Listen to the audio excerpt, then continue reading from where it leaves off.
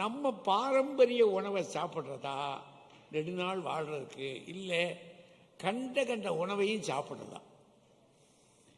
எதையா சாப்பிட்றது? தொடர்ந்து ஏதோ ஒரு நாளைக்கு ருசிக்கு சாப்பிடலாம், ஆனால் தொடர்ந்து சாப்பிட்றதுன்றது எப்படி என்பதை பற்றி பேசுறதுக்கு 6 அறிஞர்கள் வந்திருக்காங்க.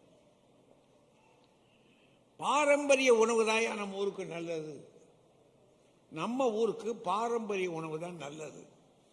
பேசுறதுக்கு பேராசிரியர் ராஜாராம். நல்லா கைதட்டலாம்ங்க. அப்படித்தான். ஏன்னா இவங்கெல்லாம் பெரிய ஆடியன்ஸ் மத்தியில் பேசினவங்க. நான் ஒரு 10 பேர் இருந்தாலும் பேசிக்கிட்டே இருப்பேன். கேட்க இருந்த ஆள் இருந்தால் போதும். அவங்கெல்லாம் இந்த 6 பேரும் பெரிய ஆடியன்ஸ் மத்தியில் 10,000 பேர் 5,000 பேர் கூட்டத்தில் அவர் கூட்ட முடியின உடனே என்ன செஞ்சுறாங்க, இதுக்கு போதும் போதும் போதும் அப்படின்னு போயிட்டாங்கன்னா நமக்குங்க செய்தி 4 கிடைக்கணும். இவ்வளோ நேரம் செலவழிச்சிருக்கோம்ல, செலவழிச்சதுக்கு ஏதாவது 2 செய்தி கிடைக்க வேண்டாம், அதை பார்க்கணும்ல. அதனால் ஊட ஊட இந்த மாட்டை கறக்கும்போது தண்ணி அடித்து தடவி கொடுக்குறோம் பார்த்தீங்களா, அந்த கதையில் நீங்கள் தட்டுற கை தட்டுருக்கு பார்த்தீங்களா, மாட்டை கறக்கிறதுக்கு தண்ணி அடித்து தட்டி கொடுக்குறது. அவ்வளோதான் அவ்வளோதான். பேராசிரியர் ராஜாராம் அருமையாக பேசுவார். சரித்திர வீரர்களை பற்றி பேசணும்னா அவற்றை கேட்கணும். அற்புதமான பேச்சாளர். அவரோட சேர்ந்து பேசுறதுக்கு அந்த பக்கத்தில் இருக்காங்க பாருங்க, கரிசல்காரி யாரு, கவிதா ஜவஹர். நல்ல பேச்சாளர், அருமையாக பேசுவாங்க, உலகம் முழுக்க சுற்றுறாங்க. அந்த கடைசிலுக்காக பாருங்க தூத்துக்குடிக்காரி, இந்த மண்ணை சேர்ந்தவங்க. எங்களுக்கு ஒரு நாள் கூட மக்ரோன் வாங்கி தந்தது இல்லைங்க. அந்த வருத்தத்தை நம்ம இந்த மேடையில் தானுங்க நாங்கள் சொல்லணும். நாங்கள் ஊட கூட பேசுவோம் அப்படி மக்ரோன் மக்ரோன்னு. ஒரு தடவையாவது இங்கேருந்து வரும்போது ஆனால் என்ன சொல்லிடுறாங்க, ஐயா ஞாயிற்றுக்கிழமையாக இருக்குது கடையை அடைச்சிடுறாங்க. ஞாயிற்றுக்கிழமை கடை அடைச்சிருவீங்களா? அப்போ பொய் தான் சொல்லியிருக்குங்க. அவ்வளோ சிக்கனமாக பிழைக்கிறாங்களா அவங்க. நல்லா பேசுவாங்க, அருமையாக பேசுவாங்க. அவங்க ரேவதி சுப்பலட்சுமின்னு மதுரை செந்தமிழ் கல்லூரியில் துணை முதல்வராக இருக்காங்க. இந்த 3 பேரும் பாரம்பரிய உணவு தான். எத்தனை நாளைக்கு அந்த கஞ்சை குடிக்கிறது, எத்தனை நாளைக்கு சோத்தை திங்கிறது? அது நம்ம வீட்டில் ஆக்கிற சோத்தா, ஐயோ ஏமா அப்படி பிடிச்சு போச்சு அப்படின்னா, பிடிச்சு போச்சு. உங்களை பிடிச்சிச்சுல, அது மாதிரி அதுக்கு சட்டியை பிடிச்சிக்கிடுச்சு, எனக்கு உங்களை பிடிச்சிக்கிடுச்சு, சோத்துக்கு சட்டியை பிடிச்சிக்கிடுச்சு. அப்படின்னா சட்டியை பிடிச்சிருச்சுன்னா அதை சாப்பிட முடியுமா? கீழே பூரா பார்த்தீங்கன்னா அது போல நிறமாக மாறி போயிருக்கும். ஒரு நாளைக்கு பிடிச்சிருது, ஒரு நாளைக்கு குழஞ்சி போச்சு. தாயி இது என்ன இப்படி குழஞ்சி போயிருக்குன்னா, அதுதான் உடம்புக்கு நல்லது. அப்புறம் வாயில் போட்டு மென்று தானே சாப்பிட போகிறீங்க, அது முன்னாடியே எல்லாம் குழஞ்சிருச்சு. சாப்பிடுங்க, அதெல்லாம் சேர்த்து தான் பார்த்து டாக்டர் சொல்கிறார் சாப்பிடுங்க. இதே தலையை சாப்பிட்றது இந்த பக்கத்தில் இருக்காரு பாருங்க, எங்கள் புலவர் மா ராமலிங்கம். அவர் என்ன சாதாரண ஆள் இல்லை, பெரிய பரிசுகள்லாம் வாங்கினாரு. நல்லாசிரியர் வருது, மத்திய மாநில சர்க்காரும் கொடுத்துருக்கு, மத்திய சர்க்காரும் நடுவண் அரசும் கொடுத்துருக்கு. பெரிய பேச்சாளர். அவர்கிட்ட படித்த பயங்கள்லாம் அவரை கண்டாலே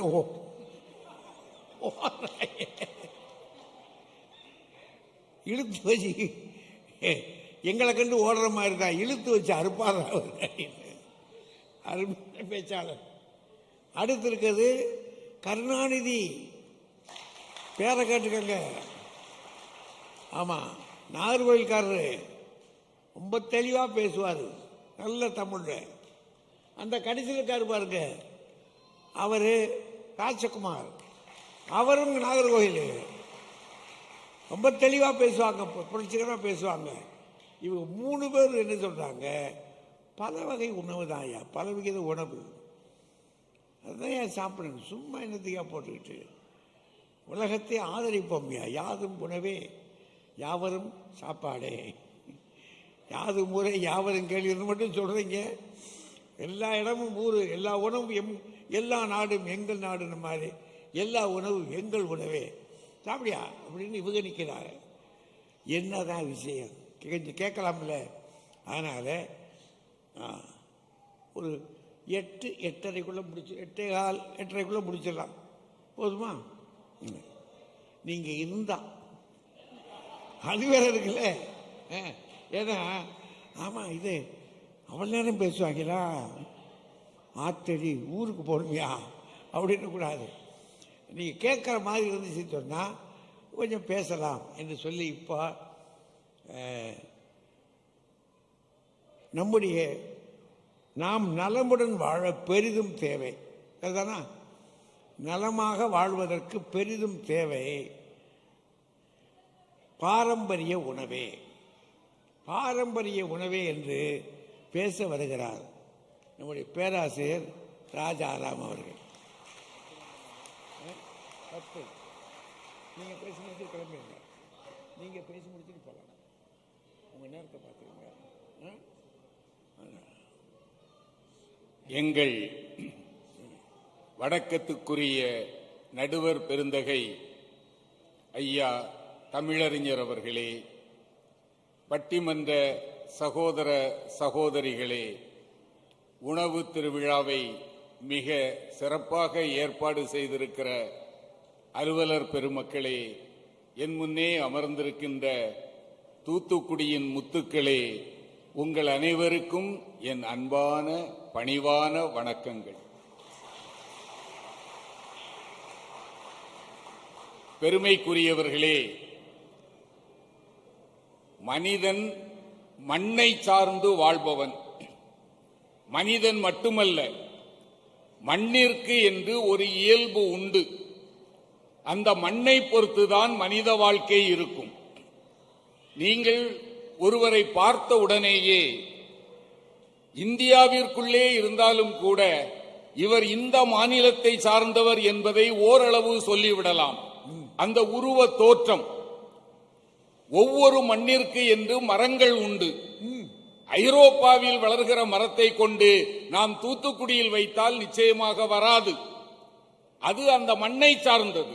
அதே போன்றுதான் மனித உணவு என்பதும் அந்த மண்ணை பொறுத்து அமைந்தால் அது ஆரோக்கியமாக இருக்கும். உணவினுடைய முதல் நோக்கம் என்ன தெரியுமா? நமக்கு தேவையான ஊட்டத்தை தருவது. ஆனால் இப்போது நாம் ஊட்டத்தை மறந்து நாவின் சுவைக்கு அடிமையாகிவிட்டோம். நம்ம தமிழனுடைய உணவு சாதாரணமானது அல்ல. இப்ப காலை உணவு என்று எடுத்து பார்த்தா நீங்க நினைத்து பாருங்க, பெரும்பாலான உணவுகள் ஆவியில் வெந்து வருவதாக இருக்கும். குறிப்பாக இட்லி.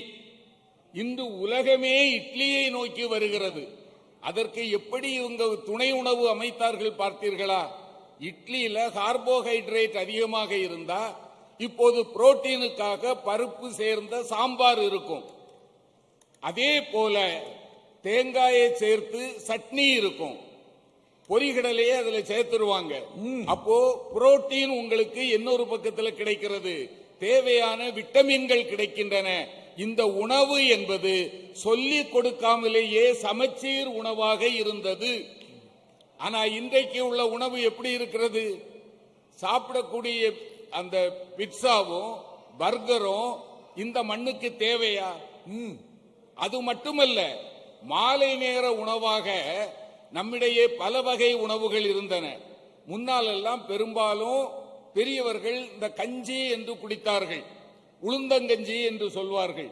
உளுந்தங்கஞ்சி, ஆம், அது மிக ஆரோக்கியமான ஒரு உணவு. ஆனா இன்றைக்கு மூளை முடுக்கெல்லாம் டக டக டக டக டக்கன்னு சத்தம் கேட்டுட்டு இருக்கிறதுன்னா எங்கு பார்த்தாலும் புரோட்டாவும் கொத்து புரோட்டாவுமாக மாறி போச்சு. பெரும்பாலும் வேலை முடிந்து போகிறவர்கள் நீங்க சொல்லுகிற மாதிரி கையில ஒரு புரோட்டா பார்சலோட தான் வீட்டுக்கு போறாங்க. நீங்கள் மன்னிக்கணும், யாராவது புரோட்டா கடை வச்சிருந்தா நீங்க புரோட்டாவை கொண்டு போகல, மெல்ல கொல்லுகின்ற யமனை வீட்டுக்குள் கொண்டு போகிறீர்கள் என்பதை தயவு செய்து நினைவில் வைத்துக் கொள்ளுங்கள். கோதுமையை அப்படியே அதை நன்றாக சாப்பிட்டா சரி, ஆனா இது மைதாவினால் உருவாவது. அதுல எத்தனை வகை எண்ணெய் இருக்கு, அது தேவையா நமக்கு? இன்றைக்கு இதனால் உள்ள நிலை என்ன தெரியுமா? முன்னால மருத்துவர்கள் உட்கார்ந்து இருக்கிறாங்க, இப்போது என்ன நிலை வந்துவிட்டது? நமது பாரம்பரிய உணவிலிருந்து நாம் மீறி போனதனுடைய காரணமாக மருத்துவமனைகள் பெருகி இருக்கின்றன. இந்த டயபெட்டிஸ் இருக்கு பாருங்க, 60 வயதுக்கு பிறகு வந்தா பாதிப்பு அதிகமாக இருக்காது. சக்கரை நோய், நீரிழிவு நோய். ஆனால் அதுவே சின்ன வயதில் வந்தால் பாதிப்பு மிக அதிகமாக இருக்கும்.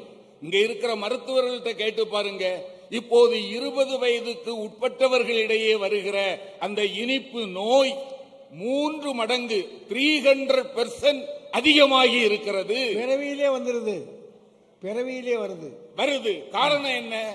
இன்றைக்கு உண்ணுகின்ற உணவுகள்.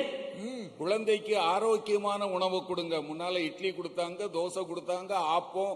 அந்த ஆப்பம்னு சொன்னா நீங்க மலையாள பக்கம் வந்தா கடலைக்கறியும்பாங்க. கொண்டக்கடலையை வைத்து சேர்த்து கொடுப்பாங்க. ஆப்பம் இருந்தது, இடியாப்பம் இருந்தது. இன்றைக்கு அதெல்லாம் என்ன ஆயிற்று? ஐயா, ஒரு வேதனையான செய்தி என்ன தெரியுமா? ஐஸ்கிரீமை பொரித்து கொடுக்கறாங்க ஐயா, சூடு பண்ணி கொடுக்கறாங்க ஐஸ்கிரீம். ஆமாம், சாப்பிட்டோமே அதை.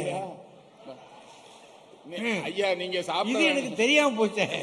இல்ல, நம்ம எந்த அளவுக்கு மோசமா போயிட்டோம்னு பாருங்க. இப்ப இங்க இருக்கிற மருத்துவர்கள் ஐயாட்ட கேட்டா அவங்க நல்லா சொல்லுவாங்க. முன்னால் எல்லாம் மதுரை, திருச்சி, சென்னை இது போன்ற பெரிய நகரங்கள்ல மட்டும்தான் செயற்கை கருவூட்டல் மருத்துவமனைகள் இருந்தன. சரிதானே ஐயா? இன்றைக்கு நீங்க பாருங்க, அது உடங்குடியா இருக்கட்டும், திசையவிளையா இருக்கட்டும், அங்கே எல்லாம் கூட இன்றைக்கு செயற்கை கருவூட்டல் மருத்துவமனைகள் வந்திருக்கின்றன என்றால் என்ன பொருள் தெரியுமா? வேதனையோட சொல்லுகிறேன், எங்கள் இளைஞர்கள் பல ஆற்றல்களை இழந்து விட்டார்கள். என்னால இதுக்கு மேல நாகரிகமா பேசுறதுனால வெளிப்படையா சொல்ல முடியல. ஊத்துறதும் உண்ணுறதும். எங்கள் இளைஞர்கள் பெயருக்கு மட்டுமே ஆண்களாக இருக்கிறார்கள். இந்த அபாயம் எதனால் வந்தது தெரியுமா? தேவையற்ற உணவை நீங்கள் உண்ட காரணத்தினால். பெண்களை பாத்தீங்கன்னா கருப்பையில பலம் இல்லைன்னு சொல்றாங்க. நான் கேட்கிற கேள்வி உண்மையா இல்லையா என்பதை தயவு செய்து சிந்தித்து பாருங்கள். இனிமேல் இந்த நாடு போகிற போக்கு பயமா இருக்கு. ஆனா ஒரு மகிழ்ச்சி நடுவர் அவர்களே, இப்ப நான் குமரி மாவட்டத்திலிருந்து வந்திருக்கிறேன். எங்க ஊர்ல இருக்கக்கூடிய பல ஹோட்டல்கள்ல இப்போ காலையில் பழைய சோறு கிடைக்கிறது. காலையில பழைய சோறு உண்மையா? பெரிய ஹோட்டல்கள்ல எல்லாம் காலையில என்ன கொடுக்கறாங்க தெரியுமா? அதுல முதல்ல அவங்க போட்டு வைத்திருப்பதே பழைய சோறுன்னு சொன்னா ஒருவேளை கொஞ்சம் சரியா தோணாதோன்னு சொல்லி பழம் சாதம்னு போட்டிருக்காங்க. பழம் சாதம். தயிர் ஊத்தி கொடுக்கறாங்க. தயிர் உண்டு, மோர், வெங்காயம் உண்டு, மோர் உண்டு, மோர் மிளகா உண்டு, அதுல உப்பு நார்த்தங்காய் ஊறுகாய் உண்டு, எலுமிச்சங்காய் ஊறுகாய் உண்டு, ஏறக்குறைய 4 ஊறுகாய், 4 செட்டி அடிக்கலாம். 4 செட்டி அதை வைத்து அதை அழகா வைத்து கொடுக்கிற போது இன்றைக்கு நிறைய இளைஞர்கள் போய் என்ன கேட்கிறாங்க தெரியுமா? பழம் சாதம் கொடு என்று கேட்கக்கூடிய ஒரு நிலை இன்று வந்திருக்கிறது என்பதில் எனக்கு மிகப்பெரிய மகிழ்ச்சி. நகரங்கள்ல வருது. இங்க இருக்கிறவங்கள்ட்ட உரிமையா சொல்றேன், வாரத்துக்கு 2 நாளாவது பழைய சோறு சின்ன வெங்காயம் வச்சு சாப்பிடுங்க. நீராகாரம் பிளஸ் நீராகாரம் அதையும் சேர்த்து நடுவர் அவர்களே. அத மாதிரி உடம்புக்கு ஆரோக்கியமான உணவு கிடையாது. ஒன்று தெரிந்து கொள்ளுங்கள், நமது முன்னோர்கள் முட்டாள்கள் அல்ல, அவர்கள் நம்மை விட அறிவாளிகள். அதே மாதிரி நீங்க இந்த சிறுதானியங்கள் என்று சொன்னீர்களே, அந்த உணவு வகைகளை பயன்படுத்துங்கள். சிறுதானியம் என்பது ஒன்றும் சாதாரணமானதல்ல, உடலுக்கு வலு தருகின்ற பெருந்தானியம் அதுதான் என்பதை நாம் புரிந்து கொண்டால் நல்லது. அதை எந்த அளவுக்கு பயன்படுத்துகிறோமோ, பொங்கல் வைக்கிறீங்களா, குதிரவாளி அரிசியில பொங்கல் வைங்க ஒரு நாள், செய்யக்கூடாதா? எத்தனை வகை இனிப்பு பொருள்கள் இருந்தன தெரியுமா? அன்றைக்கு இப்ப நீங்க பார்த்திருக்கலாம், நாம செய்த இனிப்பு பொருள்கள் எல்லாமே ஆரோக்கியமானவை. ஆனால் இன்றைக்கு நாம சாப்பிடுகிறது, இங்க நிறைய பேர் பேக்கரிக்காரங்க இருப்பீங்க, நான் உங்களுக்கு எதிரி இல்லை, ஆனா ஆமா ஆமா அது வேற சிக்கல். எங்களை கொண்டாந்து டாக்டர் மாற்றி விட்டுட்டாரையா. நடுவர் அவர்களே, நான் ரொம்ப பணிவா தான் சொல்றேன், தயவு செய்து கிரீம் அதிகம் வைத்த கேக்குகளை குழந்தைகளுக்கு வாங்கி கொடுக்காதீர்கள். முன்னால் எல்லாம் ஒவ்வொரு பேக்கரிக்கும் ஒரு சுவை இருக்கும். இப்போ ஏதோ மொத்தமா ஒரு இடத்துல பண்ணி அந்த கிரீம் இந்த பிள்ளைகள் சாப்பிட்டு 8 வயசு பையனை பார்த்தா 18 வயசு ஆள் மாதிரி இருக்கிறான். ஒபிசிட்டி. அதை விட ஒரு பெரிய ஆபத்து என்ன தெரியுமா? முன்னால் எல்லாம் 13 வயது 14 வயதில் வயதுக்கு வந்த எங்களுடைய குழந்தைகள் இப்போது 8 வயது 9 வயதிலேயே வயதுக்கு வரக்கூடிய கொடுமை நிகழ்ந்து கொண்டிருக்கிறதா இல்லையா? இதற்கு எது காரணம்? கேட்டா நல்ல சாப்பாடுன்றாங்க. நடுவர் அவர்களே, நல்ல சாப்பாடு கொடுத்தா அப்படி வராது. இந்த மாதிரி தேவையில்லாம பர்கரும் பிட்சாவும் இதை கொடுத்து கொடுத்து கொடுத்து கொடுத்து நாம கெடுக்கிறோம். குடிக்கிறது இல்ல. சொல்லி முடிச்சிருவேன் நடுவர் அவர்களே. ட்ரெயின்ல போகிறவங்களை பாருங்க, போன உடனேயே என்ன வாங்குறாங்க தெரியுமா? கையில ஏதாவது ஒரு சாஃப்ட் ட்ரிங்க்ஸா. அது சாஃப்ட் ட்ரிங்க்ஸா என்பது வேற விஷயம். தயவு செய்து சாப்பாட்டோடு கோகோ அது வேற இந்த மாதிரி எதை குடிக்காதீங்க ஐயா, அது மிக ஆபத்தானது. ஆனா கேக்குறாங்களா? ஸ்டேஷன்ல போன உடனே வாங்கக்கூடியது எதுவா இருக்கு? கோக். கோக் கோக் வேண்டாம், பூரா கோக்கு மாக்கா இருக்கான். சில பேரு இது இப்போ ஒரு பெரிய ஆபத்து நமக்கு என்ன வந்திருக்கிறது தெரியுமா? முன்னால் நாம் ஏதாவது சாப்பிட வேண்டும் என்றால் உணவு விடுதிக்கு போனோம். இப்போ கையில் இருக்கக்கூடிய உங்க மொபைல்ல இருந்து டக் டக் டக் டக்னு அனுப்புனா அவங்க சர்ன்னு வீட்டுல வந்து நிக்குது. இதனால் பல பேர் சமையலறையே மறந்து போனார்கள். ஒன்று, கோவிலில் இருக்கிற கருவறையும் வீட்டில் இருக்கிற சமையலறையும் ஒன்று என்பதை என்றைக்கு நாம் புரிந்து கொள்ளுகிறோமோ அன்றைக்கு தான் நாம் ஆரோக்கியமாக வாழ முடியும். போங்கங்க, வாங்குங்க, என்றைக்காவது ஒரு நாள். ஆனால் இன்றைக்கு முன்னாலெல்லாம் நம்ம வீட்டில் நான் நான் வெஜிடேரியன் தான் ஐயா. எங்க ஊர்ல மீன் நல்லா கிடைக்கும். ஒரு மீன்கிறது ஒரு ஆரோக்கியமான உணவு. அதை கூட டாக்டர்கள் என்ன சொல்லுகிறாங்க? தயவு செய்து குழம்பு வைத்து சாப்பிடுங்கள், இல்லையா? மீனை கூட குழம்பு வைத்து சாப்பிடுங்கள். இந்த கிரில் வகைரா எல்லாம் தயவு செய்து ஒதுக்குங்க. அது கிரில் இல்லை, கிரில். அதை நம்ம கிரில் பண்ணிரும். எது எல்லாம் நான் இன்று நாகரீகம் என்று போய்கொண்டிருக்கிறோமோ அது எல்லாமே நமக்கு ஆபத்தை தருகின்றன. நடுவர் அவர்களே, என்னுடைய சுருக்கமான வாதம் இதுதான். இன்றைக்கு அறிவியல் என்ன சொல்லுகிறது தெரியுமா? மனிதன் நினைத்தால் 120 வயது வரைக்கும் வாழ முடியும். 100 வயதல்ல, 120 வயது வரைக்கும் வாழ முடியும். அந்த வாழ்க்கையை உருவாக்குவது நம் கையில் தான் இருக்கிறது. நம் குழந்தைகள் நன்றாக படிக்க வேண்டும் என்று விரும்புகிறீர்கள் அல்லவா? அவர்கள் நோயற்றவர்களாகவும் வாழ வேண்டும். யார் கோடீஸ்வரன் என்றால் வீட்டுக்கு முன்னால் பென்ஸ் கார் வைத்து 4-5 வீடுகள் வைத்திருப்பவர் அல்ல கோடீஸ்வரர். படுத்தவுடன் தூக்க மாத்திரை போடாமல் யார் ஒருவருக்கு தூக்கம் வருகிறதோ அவர்தான் உண்மையான கோடீஸ்வரர் என்பதை தயவு செய்து நினைத்துக் கொள்ளுங்கள். அதனால்தான் நம் முன்னோர்கள் சொன்னார்கள், நோயற்ற வாழ்வே குறைவற்ற செல்வம். அந்த செல்வம் நமக்கு வேண்டுமென்றால் நம் முன்னோர்கள் உருவாக்கி தந்த பாரம்பரிய உணவே அதற்கு துணை செய்வது. நன்றி, வணக்கம். செஞ்சுதாரு பழைய கஞ்சியை குடிங்கப்பா, நீராகாரத்தை குடிங்கப்பா. இதே காலையில் எந்திரிச்ச உடனே பல்லு வளர்க்காம என்னன்னு கேட்டால் பெட் காஃபி அப்படின்றாங்க. பெட் காஃபி அது பல்லு விளக்குடா, அது விளக்கிக்கணும். எது காஃபியே உள்ளே போய் உட்காந்து அண்ணே வாங்கினேன் அப்படின்னு விளக்கிக்கிடுமா? என்னையா அது? நம்ம ஊர் சாப்பாட்டை சாப்பிடுங்க ஐயா. ஏன் ருசிக்கு என்னைக்காவது ஒரு நாளைக்கு வேணால் போய் பாரு. அதை கொண்டு போய் தினசரியாக வச்சு சாப்பிடுவேன். நமக்கு உடம்புக்கு ஒத்துக்கணும் இல்லை, இந்த மண் சார்ந்த உணவுகளை சாப்பிடுங்க.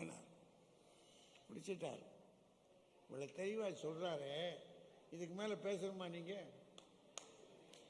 புலவர் துடிக்கிறாரு. சரி வாங்க.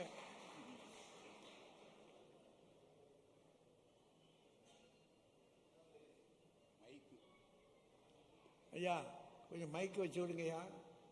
அவருக்கு மட்டும் இந்த வஞ்சகம் பண்ணிடாதீங்க. உகந்த உணவு கண்காட்சியை கடந்த சில தினங்களாக தூத்துக்குடி வாழ் மக்களுக்கு ஒரு விழிப்புணர்வை உருவாக்குகிற மகத்தான செயலில் செயல்பட்டு கொண்டிருக்கக்கூடிய துறை சார்ந்த பெரியோர்களுக்கும் எங்களையெல்லாம் அன்போடு அழைத்து இந்த அற்புதமான ஒரு நிகழ்வை பத்மஸ்ரீ மத்திய அரசாங்கத்தினால் உயர்ந்த விருதான பத்மஸ்ரீ விருதினை தமிழுக்கு பெற்றுத்தந்த தமிழறிஞர் தலைமையில் இன்றைக்கு ஒரு தலைசிறந்த தலைப்பில் பட்டிமன்றத்தை ஏற்பாடு செய்த வணக்கத்திற்குரிய டாக்டர் மாரியப்பன் ஐயா அவர்களை வணங்கி மகிழ்ந்து, அரங்கம் முழுவதும் நிறைந்திருக்கக்கூடிய அன்பு பெரியோர்களே, வந்துக்கிட்டே இருக்காங்க, உங்கள் அனைவருக்கும் என்னுடைய அன்பான வணக்கத்தை தெரிவித்துக் கொண்டு, மாண்புமை நீதியரசர் அவர்களே, அண்ணன் ராஜாராம் அவர்கள் ரொம்ப கோவப்பட்டு பரோட்டாவை பற்றி பேசினார். நாங்கள் 3 பேரும் பரோட்டா கடை வைக்கல. பரோட்டாவுக்கும் எங்களுக்கும் சம்பந்தமே இல்லை.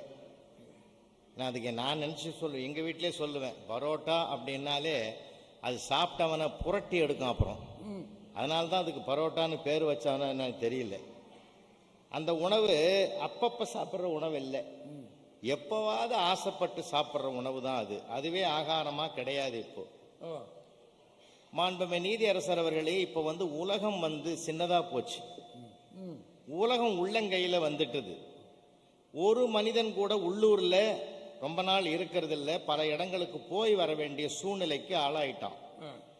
யாதும் ஊரே யாவரும் கேளீர் என்ற ஒரு பொன்மொழியும், சென்றிடுவீர் எட்டுத்திக்கும் கலை செல்வங்கள் யாவும் குணந்திங்கு சேர்ப்பீர் என்ற ஒரு பாரதியினையோட தொடரும், எங்கும் உழைப்பதற்கு செல்வோம் என்று இருக்கக்கூடிய ஒரு நிலையும் உருவாகி இருக்கிறதுனாலே, படித்தவர்கள் படிக்காதவர்கள் அத்தனை பேரும் உலகம் முழுவதும் சென்று வாழக்கூடிய ஒரு உன்னதமான அம்சம் இப்பொழுது ஏற்பட்டிருப்பதனால், ஒரே ஊரில் பழகிய உணவு இன்றைய காலகட்டத்திற்கு பொருந்தவே பொருந்தாது.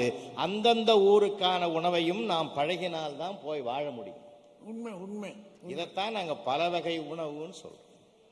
இப்போ நம்ம ஹோட்டலுக்கு போனாலே சவுத் இண்டியன் ஃபுட்டா நார்த் இண்டியன் ஃபுட்டான்னு கேட்குறோம். அது மட்டும் இல்லை, உணவு கூட பார்த்துங்க, அதான் பல வகை உணவுன்றது. கொஞ்சம் சாதம் வைக்கிறான், கொஞ்சம் ஒரு ஒரு ரொட்டி வைக்கிறான், ஒரு சப்பாத்தியும் வைக்கிறான், அதுக்கு வேண்டிய காய்கறிகளும் வைக்கிறான். அப்போ கலந்து சாப்பிட்டாதான் அந்த உணவு உடல் ஆரோக்கியத்தை தரும் என்ற ஒரு குறிக்கோளை அது தாங்கி இருக்கிறதுனால நாங்க 3 பேரும் பல வகை உணவு மட்டும் சாப்பிடுங்கன்னு சொல்றோம். கலப்பு உணவு, கலப்பு உணவு கலந்து சாப்பிடுங்க. இப்போ பழைய இது சொன்னாங்க அண்ணன், ஒரு காலகட்டத்தில் அது இப்போ அவங்க ஊரில் வைக்கிறதுன்னா ஒரு ஆச்சரியமான விஷயமா தான் இருக்குது. இப்போ நீங்கள் திருச்சியில் மதுரையிலிருந்து பாருங்க, மதுரையிலிருந்து சென்னை வரைக்கும் பாருங்களேன், ஹைவேஸில் 100 ஹோட்டல் இருக்குதுன்னா 99 ஹோட்டல் கலப்பு உணவை தரக்கூடியது ஒரே ஒரு ஹோட்டல் தான் பாரம்பரிய உணவாக அமைந்திருக்கிற காட்சியை நீங்க அந்த சாலையிலே பார்க்கலாம். ஏன்னா இப்ப இந்த காலத்து இந்த நூற்றாண்டில் காலையில எழுந்த உடனே பழையதை சாப்பிட்டா நல்லதுதான். ஏன்னா அதுக்கு இணையானதெல்லாம் சாப்பிட்றான். இப்போ இன்னும் சொல்ல போனாலும் அண்ணன் சொன்னாங்க, இட்லி சொன்னாங்க. இட்லி நம்ம ஊர் உணவு இல்லை, அது போர்த்துகீசியர்கள் வருகை தந்த போது அவர்கள் நமக்கு கொடுத்த ஒரு கொடை. அது நம்ம ஊர் உணவு ஆயிடுச்சு, அது ஆயிட்டுது. இப்போ நாம அதாவது நம்ம ஊருமான, அதனால தான் நம்ம பையன் கூட அருமையான சிந்தனைக்குரிய செய்தி ஒன்று சொன்னான். அந்த இட்லியை வச்சு அந்த குழியா இருக்கிற தட்டில் ஊத்துறம் இல்ல மாவை, அவன் எழுதுறான், குழிக்குள் விழுந்தாலும் கும்முன்னு எழுந்திருக்குதுன்னா. குழிக்குள் விழுந்தாலும் கும்முன்னு எழுந்திருக்கணும், இதாண்டா வாழ்க்கைன்னா. குழிக்குள் விழுந்தாலும் கும்முன்னு எழுவது குஷ்பு இட்லி.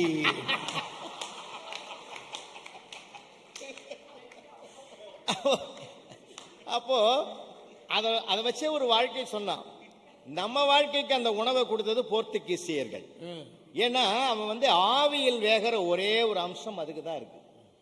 எந்த விதமான பாதகம் செய்யாத ஒரு அருமையான உணவு. இப்ப நம்ம வீட்டுலலாம் அதிகமா அண்ணன் சொல்ற மாதிரிலாம் ரொட்டிலாம் வாங்குறது கிடையாது. ரொட்டி வீட்டுக்கு வாங்கிட்டு வந்தாலே வீட்டில் இருக்கிறவங்க அத்தனை பேர் இங்க யாருக்கு காய்ச்சல் அடிக்குதுன்னு கேட்குறாங்க. ஏன்னா காய்ச்சல் வந்தாதான் அந்த ரொட்டியை சாப்பிடணுன்ற ஒரு பழக்கம் நமக்கே வந்துட்டுதுங்க. இப்போ அண்ணன் பழைய இதெல்லாம் சாப்பிடணுன்னு நல்லது தான். ஆனால் இப்போ யார் சாப்பிட்றாங்க கொஞ்சம் யோசனை பண்ணி பார்ப்போமே. ஒரு கல்யாணமான புதுசில் மாப்பிள்ளை என்ன பண்ணா, அடிக்கடி அவங்க மனைவியை ஊர்லேயே அவங்க அம்மா வீட்டிலே விட்டுருந்தான். அப்பப்போ போய் போய் பார்த்துட்டு வந்தான். தினமும் பஸ்ஸில் ஏறி போய் பார்த்துட்டு வருவான். ஒரு நாள் அவங்க அப்பா கேட்டார், அடையே நானும் 10 நாளாக பார்க்குறேன், போகிற வர எங்கடான்னு. மாமியார் விட்டு தான் போய் வரேன், தெரியாதாப்பா, தெரியாத மாதிரி கேட்குறான்னு. இல்லைடா அடிக்கடி போவாதரா, உனக்கு அது நல்லதில்லை அப்படின்னு. ஏன்னா நல்லதில்லை, அங்கே வந்து பாரு என்னம்மா கவனிக்கிறாங்க தெரியுமான்னா. இல்லைடா நான் சொல்கிறத கேளு, இன்னைக்கு அங்கே தான் போறியா, ஒரு வார்த்தை சொல்கிறேன்டா, அடா சீக்கிரம் சொல்லியா பஸ் வரப்போகுது பிடிக்கணும்னா. சொல்கிறத கேள்றான்னு. ஓ முகம் உனக்கு தெரியறதுக்கு முந்தி வீடு வந்து சேர்றான்னாரு. என்னமோ சொன்னதை காதலை வாங்கின்னு போய் பஸ்ஸில் ஜன்னல் ஓரம் சீட்டில் உக்காந்தான். அப்பா என்னமோ சொன்னார், ஓ முகம் உனக்கு தெரியறதுக்கு முந்தி வீடு வந்து சேர்றான்னு சொன்னார். என்னான்னு நினச்சி பார்த்தா அவனுக்கு புரியல. வயசான காலத்தில் அப்படி தான் அவர் சொல்லுவாருன்ட்டு போயிட்டான். போன உடனே அவங்க மாமியார் வீட்டில் போனால் வடை பாயசத்தோட தடபுடலான சாப்பாடு. எதுக்கு அவசரப்பட்டு போகிறீங்க, ராத்திரி இங்கே தங்கிட்டு காலையில் போகலாமன்னா. நீ ராத்திரி தங்கினான், காலையில் எழுந்தான், குளித்தான், வந்து உக்காந்த உடனே அவங்க அம்மாவை போய் அவனுடைய மனைவி கேட்குது, அம்மா மாப்பிள்ளை வந்து உட்காந்துங்கிறாரு, என்ன டிஃபன் கொடுக்கறதுன்னு. அப்போ அவர் சொன்னாங்க, அந்த அம்மா நம்ம வீட்டு மாப்பிள்ளை தாண்டி அடிக்கடி வந்து போகிற இடம் தானே, இதில் என்ன டிஃபன் ஒன்று நம்ம போடலை, ராத்திரி மீந்து போன பழைய இதை குண்டான்லாம் போட்டு நீராகாரத்தை ஊற்றி வையின்னாங்க. பெரிய குண்டானில் பழைய சாதத்தை போட்டு நீராகாரத்தை ஊற்றி எதிரில் வச்சாங்க. அவன் எதையும் என்னமோ நினச்சின்னு கம்முன்னு உக்காந்துனான். 10 நிமிஷத்தில் அது தெளிவாச்சு. இது என்னான்னு எட்டி பார்த்தான். எட்டி பார்த்ததுமே அந்த நீராகாரத்தில் அவன் முகம் தெரிஞ்சது. அப்பதான் நினைச்சான், உன் முகம் உனக்கு தெரியறதுக்கு முந்தி வீடு வந்து சேர்றான்னாரு. அப்ப அது இப்படியே இந்த நிலைமைக்கு நீ ஆளாவாதன்னு தான் சொன்னாரு போலகுதுன்னு நினைச்சு சிரிச்சான். சிரிச்ச உடனே அவன் சம்சாரம் கேட்டது, ஏன் சிரிக்கிறேன்னு இந்த விஷயத்த சொன்னான். இதுக்கு வருத்தப்படாத, நீ போய் சிரிக்கிறேன்னு. அதுக்கு இல்லடி, எங்க அப்பா எத்தனை தடவை இப்படி முகத்தை பார்த்துருந்தா எனக்கு இந்த புத்திமதி சொல்லியிருப்பான்னு அவங்க அப்பாவுக்காக. ஏன்னா உலகம் வந்து இப்போ நீங்கள் எல்லாம் பார்த்தீங்கன்னா சார், எங்கேயோ நம்ம வளர்ந்துட்டோம்.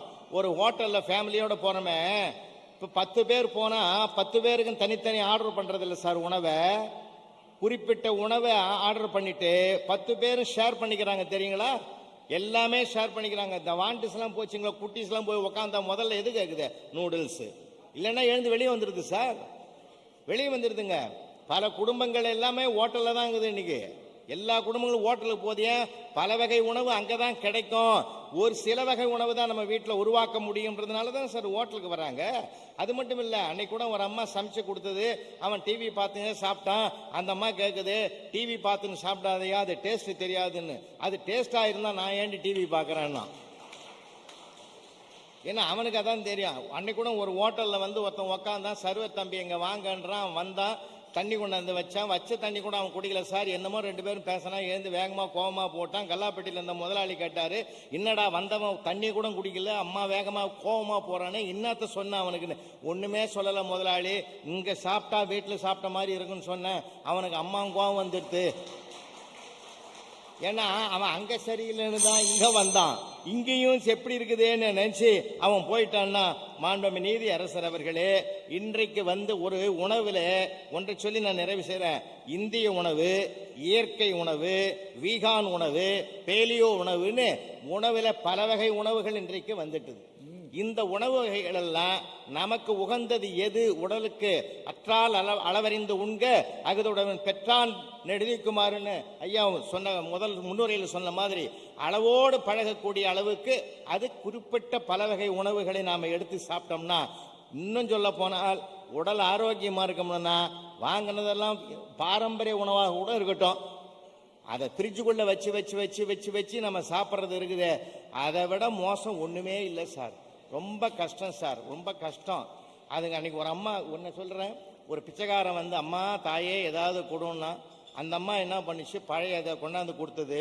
இது எவம்மா மனுஷனாம்மா தின்னுவான், இப்படி கொடுக்குறிய தாயின்னு, உனக்கு அவ்வளோ வீராப்பா போயா அப்படின்ட்டு போய் வேணா உழைச்சி சாப்பிடுன்னு நாள் நல்லா தானே இருக்கிற, திடகாத்திரமா இருக்கிற, போய் சாப்பிடுன்னு அவன் சொன்னான். உடனே கோவப்படல சார் அவன்.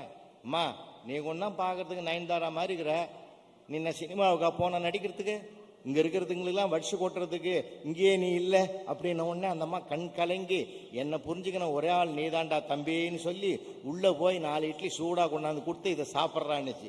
ஏன்னா இன்னைக்கு வந்து சூடா சாப்பிடணும்னு தான் எல்லாரும் விரும்பினான். அதனால தான் ஒருத்தன் எழுதுனா, அம்மா சமையலுக்கும் மனைவி சமையலுக்கும் வித்தியாசம் இருக்குது. சுட சுட சாப்பிட்டா அது அம்மா சமையல், சுட வச்சு சாப்பிட்டா அது மனைவி சமையல்னா. அதனால சூடா சாப்பிட்டா தான் உடம்புக்கு ஆரோக்கியம்ன்றதை நாம நினைக்கிறோம். அதனால ஒரே ஒரு செய்தி, நான் இப்போ பல வகை உணவுகளையும் சாப்பிட்டாதான் பல்வேறு நாடுகளுக்கும் நம்மால போய் வரும். அங்க முடியும். இங்க தமிழ்நாட்டில் நான் இதை மட்டும் தான் சாப்பிட்டேன், இதே மாதிரி உணவு தான் அங்க வேணும்னா ஒண்ணுமே நடக்காதுங்க. பல நாடுகள்ல, அரபு நாடுகள்ல நம்ம நினைத்த உணவுலாம் கிடைக்காது. எதையும் சாப்பிட பழகினால்தான் எங்கும் வாழ முடியும் என்பதனாலே பல வகை உணவு தான் நமக்கு தேவை. இதுவே எங்கள் அணியின் வாதம். அடி தூள் படுத்திட்டார். அவர் சொல்கிறது சரியாக தானே இருக்கு. இப்போ நம்ம ஊர் ஆட்கள்லாம் இப்போ அடிக்கடி வியாபார நிமித்தமாகவோ வேறு தொழில் நிமித்தமாகவோ விமான பயணம் பண்ணிட்டு போகிறாங்க. அங்கே போகிற போது இவர் நாட்டுக்கு சொல்கிறாரு, பழைய கஞ்சியை குடிங்கன்றாரு. நம்ம என்ன சட்டியில் பழைய கஞ்சி எடுத்துக்கிட்டால் போக முடியும் விமானத்தில்? உள்ளே விட மாட்டாங்க. முதல்ல இதை வச்சுட்டு போயான்றான். எதுக்கு? அவன் குடிக்கிறதுக்கா? கொட்டுறதுக்கு முடியுமா? அதனால் அங்கே கொடுக்குற சாப்பாடுகளை வாங்கி சாப்பிட்டுக்கிட்டு ஏதோ 2 நாளைக்கு இப்படிலாம் சாப்பிட்றாங்க, நம்ம வீட்லேயும் தனியாக இங்கே சாப்பிட்டு அமைக்குதே அப்படின்னு அதுகளை வானவெளியில் திட்டிட்டு அங்கேயே விட்டுட்டு வந்துடலாமையா? அவர் விதவிதமான சாப்பாடு வந்துருச்சியா? சூழ்நிலை எப்படி இருக்குயா? எத்தனை இடங்களுக்கு பயணிக்கிறோம் நம்ம, அப்படித்தானே ஆகணும். ஹோட்டல் தான் நிறையா வந்துருச்சுல அப்படின்னு நல்லா கடுமையாக பேசியிருக்காரு. கேட்குறப்ப நமக்கு சந்தோஷமாக தானே இருக்குது. இவர் பேசும்போது நல்லாவே இருந்துச்சு. ஆனால் இப்போ பாருங்களேன், இவர் முடிச்சுட்டு இவர் ஆரம்பித்தார். இதுவும் சரியாக தானே இருக்குது. அப்போ நமக்கு என்னென்னா ஒன்றும் முடிவுக்கு வர முடியாமல் இருக்கும். நம்ம நிலைமையே என்னன்னா, எப்போது நம்ம கேட்க ஆரம்பிக்கிறோமோ, குளத்தில் கல் விழுந்துருச்சுனாக்கும் அது அலையாக போய்கிட்டு தானே இருக்கும். அங்கே அது மாதிரி இப்போ அலையாக விழுந்துக்கிட்டு இருக்கு. என்ன செய்ய? நம்ம வீட்டு பழையச சாப்பிட்றதா இல்லை பர்கர் வாங்கி சாப்பிட்றதா? நமக்கே ஒரு சந்தேசம் வந்துருச்சு. சரி கேட்போம். ஏம்மா காய் கேட்டே இல்லை, வாங்க கவிதா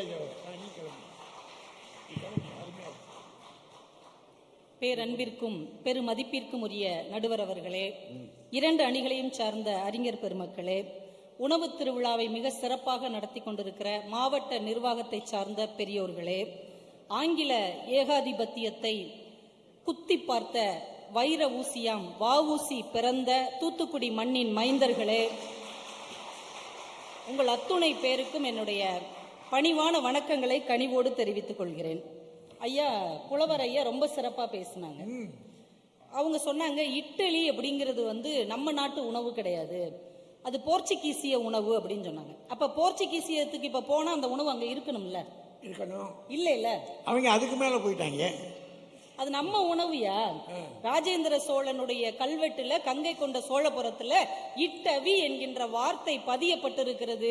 இட்லி தான் நம்ம மண்ணினுடைய பாரம்பரிய உணவு.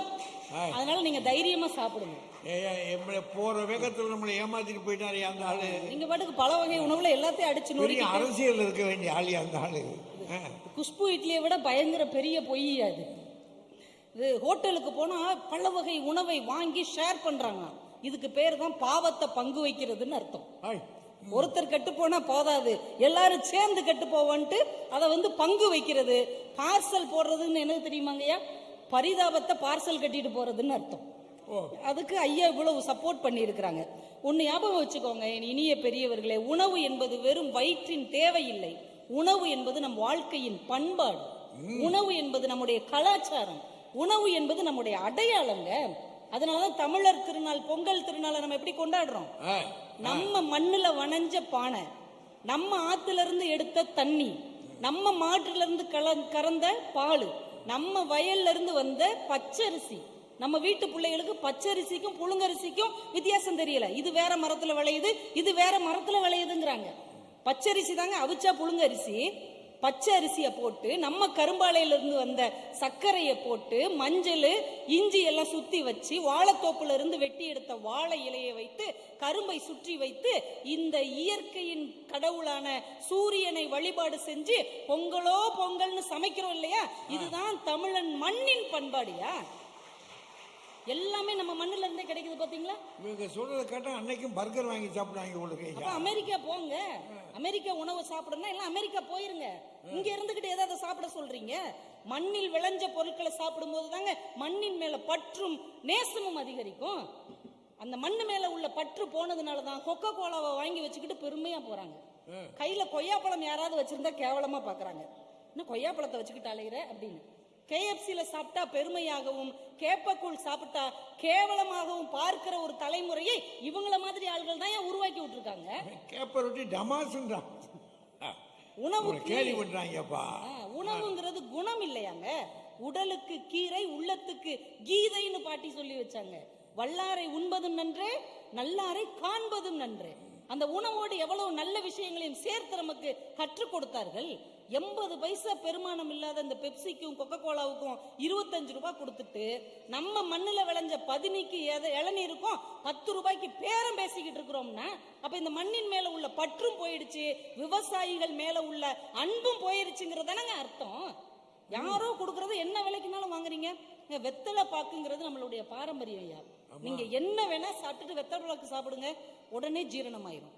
ஆனா எல்லாரும் இன்னைக்கு பர்சுக்குள்ளேயே ஜெலுசில் வச்சுக்கிட்டே அலையுதுங்க, ஈனோ பாக்கெட் வச்சுக்கிட்டு அலையுதுங்க. என்ன அப்படின்னா ஜீரணமாகல, அதை உடச்சு ஊத்தி உடனே சாப்பிட்டுருவோம். அப்ப எந்த அளவுக்கு அலட்சியம் இருக்குது.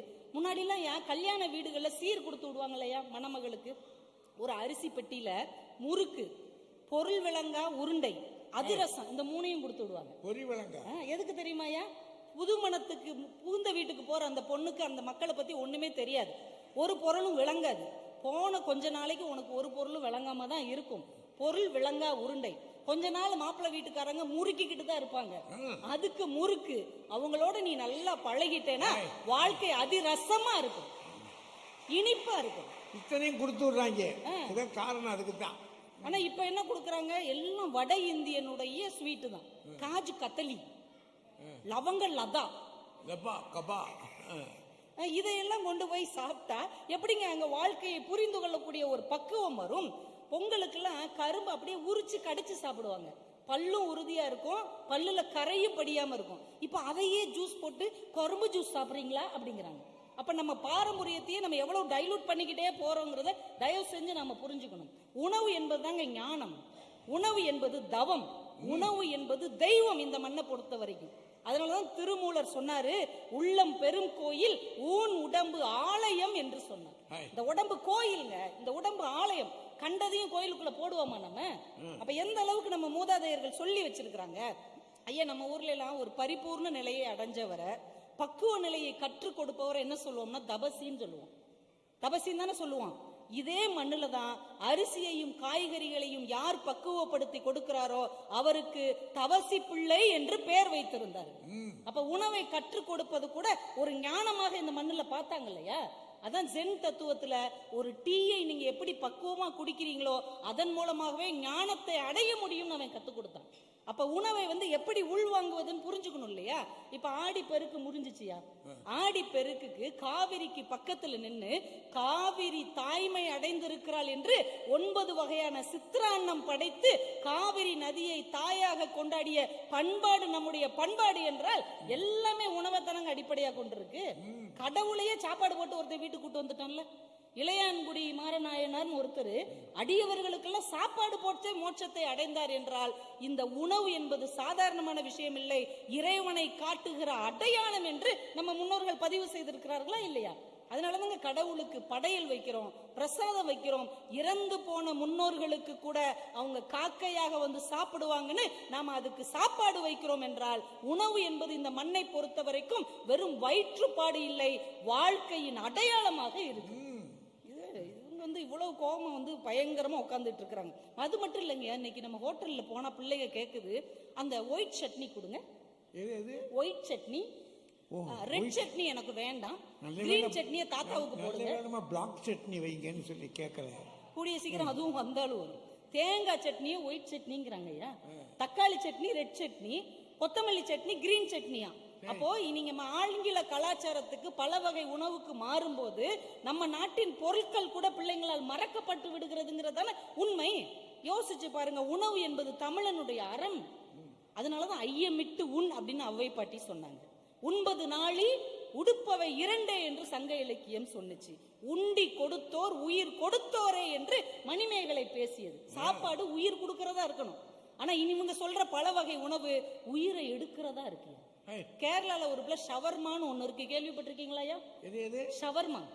ஷவர்மாவா? ஷவர்மானா மைதா மாவை காலில் போட்டு நங்கு நங்குன்னு மிதிப்பாங்க. ஷவர்னா குளிக்கிறதுன்னு வாங்க. அந்த ஷவர் குளிக்கிறது, இந்த ஷவர்மா ஏறி குதிக்கிறது. குதிச்சு அதை அப்படியே அடுக்கி அதை அப்படியே வச்சு அது ஒரு 50 நாள் ஆனாலும் அந்த நாத்தத்தையும் சரி பண்ணி அதை பிள்ளைங்க சாப்பிட்டு. கேரளால ஒரு பொண்ணு செத்தே போச்சியா ஷவர்மா சாப்பிட்டு. இந்த பானிபூரி எப்படி செய்யறாங்கன்னு ஒரு தடவை வீடியோ வந்ததுயா, பார்த்த மனசே பதறி போச்சு. அவ்வளவு கன்றாவி அந்த பானிபூரியை செஞ்சு அதை எத்தனை நாளைக்கு முன்னாடி பேக் பண்ணாங்கன்னே தெரியல. அதை ஒரு இதுல போட்டு ஒரு பெரிய காடியில இந்த தண்ணியை ஊத்தி அதை வச்சு இதெல்லாம் அதை அனகொண்ட மாதிரி நம்ம பிள்ளைங்க சாப்பிடுறது. ஆணும் வாயை திறந்து மென்னு சாப்பிட்றதானே நம்ம பண்பாடு. நொறுங்க தின்றால் 100 வயது, இது அப்படியே முழுங்குதுங்க டபக்கு டபக்கு டபக்குன்னு.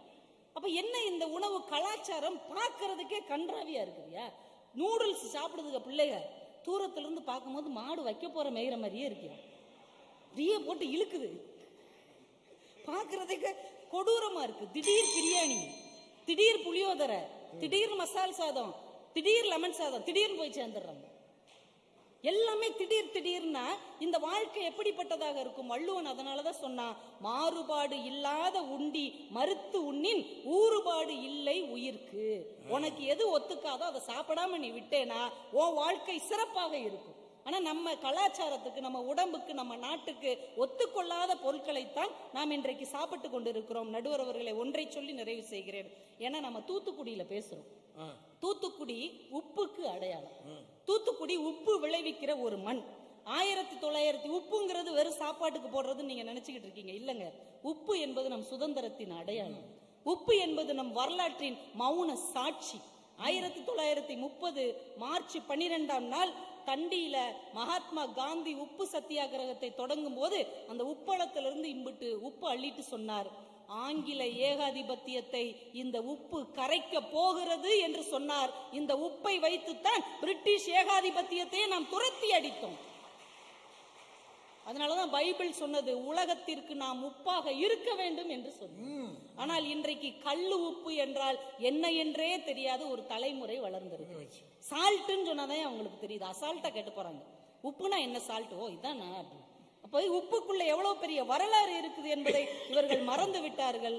உணவு என்பது உயிருடன் இருப்பதற்கு மட்டும் இல்லை, உயிர்ப்புடன் இருப்பதற்காகவும் தான். நீங்கள் எதை சாப்பிடுகிறீர்கள் என்பதை விட உங்களை எது சாப்பிடுகிறது என்பதுதான் முக்கியம். பாரம்பரிய உணவு என்பது நாம் சாப்பிடுவது, பல வகை உணவு என்பது நம்மை சாப்பிடுவது என்று சொல்லி பாரம்பரிய உணவு தான் நமக்கு நலம். நன்றி, வணக்கம். அருமையா பேசியிருக்காங்கய்யா. நாம் சாப்பிடுகிற உணவு பாரம்பரிய உணவு, நம்மை சாப்பிடுகிற உணவு பலவித உணவு. உங்களை சாப்பிடணும்னு நினைக்கிறீங்களா, இல்லை நீங்கள் சாப்பிடணும்னு நினைக்கிறீங்களா? அருமையாக பேசியிருக்காரு. சாப்பாடு தானே முக்கியம். ஏன்னா அதாவது உடம்பு ஆலயம்னு சொல்லியிருக்கிறாரு திருமூலர். இந்த உடம்பு தானே ஒரு ஆலயம். யாது அந்த கோவிலை நாம் பரிசுத்தமாக வச்சிருக்கணுமா இல்லையா, தூய்மையா அப்படின்றாங்க. இந்த இந்த ஒலிபெருக்கிற்கு பாருங்க தம்பி, இது எங்களுக்கு சரியாக கேட்க மாட்டேங்குது. யார் அது? ஏன்னா இங்கே பேசுகிறவங்க பேசுகிற செய்தி இங்கிட்டலாம் வரல, அங்கே கேட்க ஒரு வேலை. இது சரியாக இருக்கு. இந்த இது இங்கே பேசுனா எங்களுக்கு கேட்க மாட்டேங்குது. அவர் பேசுனது எனக்கு ஒன்றுமே கேட்கல. நல்லா சிரிக்கிறீங்க, நான் அவர் முகத்தை பார்த்துக்கிட்டு இருக்கேன், ஒன்றும் வழங்கலை, எங்களுக்கு கேட்கல. அதனால் தயவு செய்து இதை மட்டும், ஏன்னா மைக்கு நல்லா இருக்குது, ஒலிபெருக்கி நல்லா இருக்குது, இது நல்லா இருக்குது, இதுதான் கொஞ்சம் சிக்கல். இதை மட்டும் கொஞ்சம் தயவு செய்து அதை கொஞ்சம் கை வச்சு பாருங்க.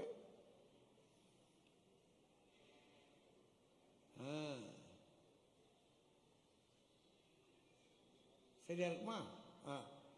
இப்போ இந்த நாம் சாப்பிட்றது நம்ம சாப்பிட்றதுனால பாருங்க, ஏதோ தத்துவமாக சொல்கிறாங்க.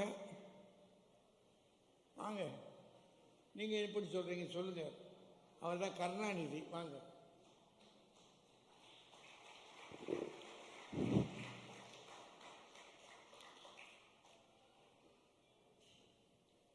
பேரன்பிற்கும் பெருமதிப்பிற்கும் உரிய பத்மஸ்ரீ தமிழறிஞர் ஐயா அவர்களே, அன்பிற்கினிய பட்டிமன்ற அறிஞர் பெருமக்களே, கடலுக்குள் முத்து கடல் மேல் கப்பல் இரண்டையும் நினைவுபடுத்தி கொண்டே இருக்கின்ற தூத்துக்குடி வாழ் அன்பு சொந்தங்களே, உங்கள் அனைவரையும் இந்த நல்ல நேரத்திலே வணங்கி மகிழ்கிறேன்.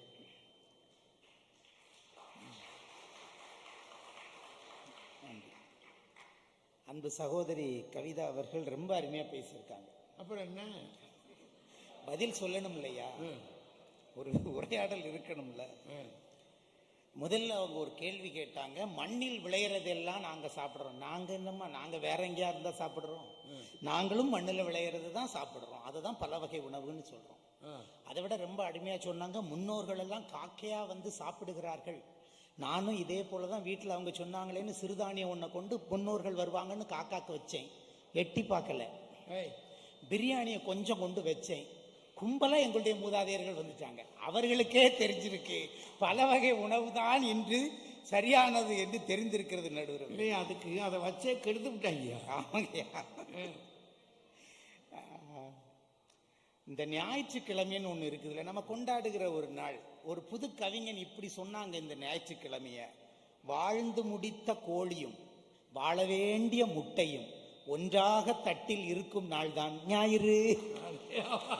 ஓ அப்படியா? அப்படின்னா அப்படித்தானே இருக்கு. ஞாயிற்றுக்கிழமை பிரியாணி ஆம்லேட் அது இதுன்னு எப்படி சிரிக்கிறோமையா நம்ம? அதுதான் ஏன் சிறப்பு, அந்த உணவு தான் சிறப்பு. இவங்க என்னவோ இந்த காலத்துல தான் எல்லாரும் நோய் நொடி இருக்கிறாங்க, அந்த காலத்துல ரொம்ப நல்லா இருந்தாங்கன்னு. எங்க தாத்தாட்ட கேட்டேன், ஏன் தாத்தா அந்த காலத்துல வீட்டு வாசல்லாம் பெருசு பெருசா வச்சிருக்கீங்க, இப்பெல்லாம் ரொம்ப சின்னதா தான் இருக்கு? எல்லாம் கண்டா அது அந்த காலத்துல தின்னு தொப்ப பெருசா இருக்குமாக்கா, நமக்கு நேரம் வர முடியாதுல்ல, கொஞ்சம் வாசல் பெருசா இருந்தா தானே நடக்க முடியும். அப்ப தொந்தியும் துப்பையுமா அந்த காலத்திலே இருந்திருக்காங்கல்ல, அப்ப என்னவோ இப்ப மட்டும்தான் நாங்க திரிகிற மாதிரியும் ஒபிஸ் மாதிரியும் சொல்றீங்க. சரியா? வீட்டுக்குள்ள போகும்போது சைட்லயே போயிருப்பாங்க. அப்படி சைட்ல போகிற அளவுக்கு தான் இருந்திருக்கு, நேரம் போனா போக முடியாது போல் இருக்கு அந்த இதுல. அது போல அப்பளம் எல்லாம் பாரம்பரிய உணவுன்னு சொன்னாங்க. அப்பளம், ஊறுகாய், மோர் மிளகாய் எல்லாம் சொல்றாங்க. டாக்டர்கிட்ட போய் கேளுங்க, பிரஷரை பார்த்தா சொல்லுவாரு, உப்பை குறை, உப்பு எடுக்காத. ஊறுகாய் என்பது என்னங்க? உப்பினுடைய மூலமே அந்த ஊறுகாய் தான். அதை பழக்கி விட்டது யாரு? இன்னைக்கு பிள்ளைகள் திங்க மாட்டேங்குது, வேண்டாம் பிரஷர் வரும் அது வரும்னு சொல்லி விட்டுருது. ஒரு நல்ல ஒரு செய்தி கேட்டுக்குங்க, தென்கொரிய மக்கள் தான் இப்ப இருக்கிறதுலேயே அதிகமான நாள் உயிர் வாழ்கிறவர்களாம். தென்கொரிய மக்கள் நீண்ட நாள் உயிர் வாழ்பவர்கள் தென்கொரிய மக்களாம், அதிலும் பெண்களாம். அது தெரிஞ்சது தானே, அவங்க தான் ரொம்ப நாள் உயிர் வாழ முடியும், சாப்பிட்டுக்கிட்டே ஆயிடுறாங்க. ஆமா, அவர்களுடைய முக்கியமான உணவா இருப்பது சகோதரி சொன்ன நூடுல்ஸ். அப்ப நீண்ட காலம் உயிர் வாழ்வருடைய ஒரு உணவாக அது இருக்குதுன்னா அதை நாம் பெற்று இருக்கிறோம், அதுவும் ஒரு சத்து நிறைந்தது என்று எடுத்துக்கொள்கிறோம். இதுல என்ன தப்பு? சிறுதானியம் சொன்னாங்களே, செரிமானமாக எவ்வளவு நேரம் ஆகும் தெரியுமா? 2 மணி நேரம் ஆகுமா சிறுதானியங்கள் செரிமானம் ஆகுதுக்கு. வயிற்றுக்குள்ள போட்டா இன்னைக்கு என்ன ஆகுது, அவசர அவசரமா வேலைக்கு போறோம், நமக்கு எளிதா இது காம்பேக்டா ஒரு பிரெட் சாண்ட்விச் போதுங்க, உங்களுக்கு தேவையான கலோரியை அது தருகிறது, சத்தை தருகிறது, ஈஸியா சாப்பிடுது, ஈஸியா செரிமானம் ஆகுது, ஈஸியார் நோட்ல நாங்க ஈஸியா போறோம். உங்களுக்கு என்ன அதுல வருத்தம், அதை சாப்பிடு இதை சாப்பிடுன்னு பானை வைப்பா. ஒரு எளிமையா கேட்கங்க, உங்க பக்கமே நான் வாரேன், சமைச்சு தருகிற திராணி இன்னைக்கு எத்தனை பேருக்கு இருக்கு? எது எது பாரம்பரிய உணவுகளை சமைச்சு தருகிற திராணி எத்தனை பேருக்கு இருக்கு? அம்மியும் ஆட்டு உரலும் கொண்டு தந்துடுறேன், இழுங்க பாப்போம். நீங்க நீங்க உங்களுக்கு உணவு மட்டும் வேணுமா? ஆனா நான் மிக்சியில் அரைப்பேன், கிரைண்டர்ல அரைப்பேன். நீங்க பாரம்பரிய உணவு என்பது அந்த கல்லில் அரைப்பதிலும் இருக்கிறது. அதை தவற விட்டுட்டு அது பாரம்பரிய உணவுன்னு சொல்றதுலே இல்ல. இப்போ நோய் நொடி இன்னைக்கு சொல்றாங்க நீரிழிவுதுன்னு. சித்த மருத்துவம்னு ஒண்ணு இருக்குல்லங்க, அது இன்ன காலத்துக்கு கண்டுபிடிச்சதா? எந்த காலத்துல எழுதி வச்சிருக்கான்? அந்த காலத்திலேயே மதுர நோய் என்று நீரிழிவை குறிப்பிட்டு அதுக்குத்தான் பதார்த்தமாக மருந்துகள் எழுதியிருக்கிறான் என்று சொன்னால், அந்த காலத்திலும் சுகர் இருந்திருக்கு, நீரிழிவு நோய் இருந்திருக்குது. அது உணவு பழக்கம் அன்றும் அப்படிதான், இன்றும் இப்படிதான். அதனால இன்னைக்குள்ளதை குறை சொல்வதற்கு எந்தவித காரணமும் கிடையாது. நடுவர் அவர்களே, இட்லியை பத்தி ரொம்ப நிறைய பேசினாங்க. இட்லியின் சுவை இட்லியில் மட்டுமல்ல, நல்லா தெரிஞ்சுக்கிடுங்க. இட்லியின் சுவை இட்லியில் மட்டுமல்ல, தொட்டுக்க வைக்கிற சட்டினியிலும் இருக்கிறது. ஆமா, அன்னைக்கு ஒரு சட்னி, இன்னைக்கு 9 சட்னி. சட்னி இல்லாம இட்லியை சாப்பிட முடியுமா? அதுல வேற கேட்டாங்க, வெள்ளை சட்னின்னு சொல்றான், சிவப்பு சட்னின்னு சொல்றான். தமிழ் எடுத்து பாருங்க, பண்பு தொகைன்னு ஒண்ணு இருக்கு. நிறத்துல சொல்லலாம், சுவையில் சொல்லலாம், வடிவத்தில் சொல்லலாம். நீங்கள் சுவையில் சொன்னீர்கள், நாங்கள் நிறத்தில் சொல்கிறோம். பண்பு தொகை தான். உங்களுக்கு என்ன வித்தியாசம்? அதுல என்ன வருத்தம்னு கேட்கிறேன். சும்மா வந்து எதையா சொல்லி போட்டுட்டு. முருங்கைக்கீரை சூப்பு, முருங்கைக்கீரையை சாதாரணமா பிள்ளைங்க திங்காது. முருங்கைக்கீரை சூப்பு இன்னைக்கு கொண்டு வந்திருக்கான். அது புரோக்கோலின்னு ஒண்ணு இருக்குதுங்க, புதிய வகை உணவு, பழைய உணவு இல்ல. கொழுப்பை குறைக்கிறது இல்ல, அதுவும் இதயத்தில் அடைக்கிற கொலஸ்ட்ரால கம்மி பண்ணதுல ஆகச் சிறந்த உணவு புரோக்கோலிங்கிறேன். தின்னா உங்களுக்கு என்ன குறவுன்னு கேட்க, செஞ்சு தரேன்.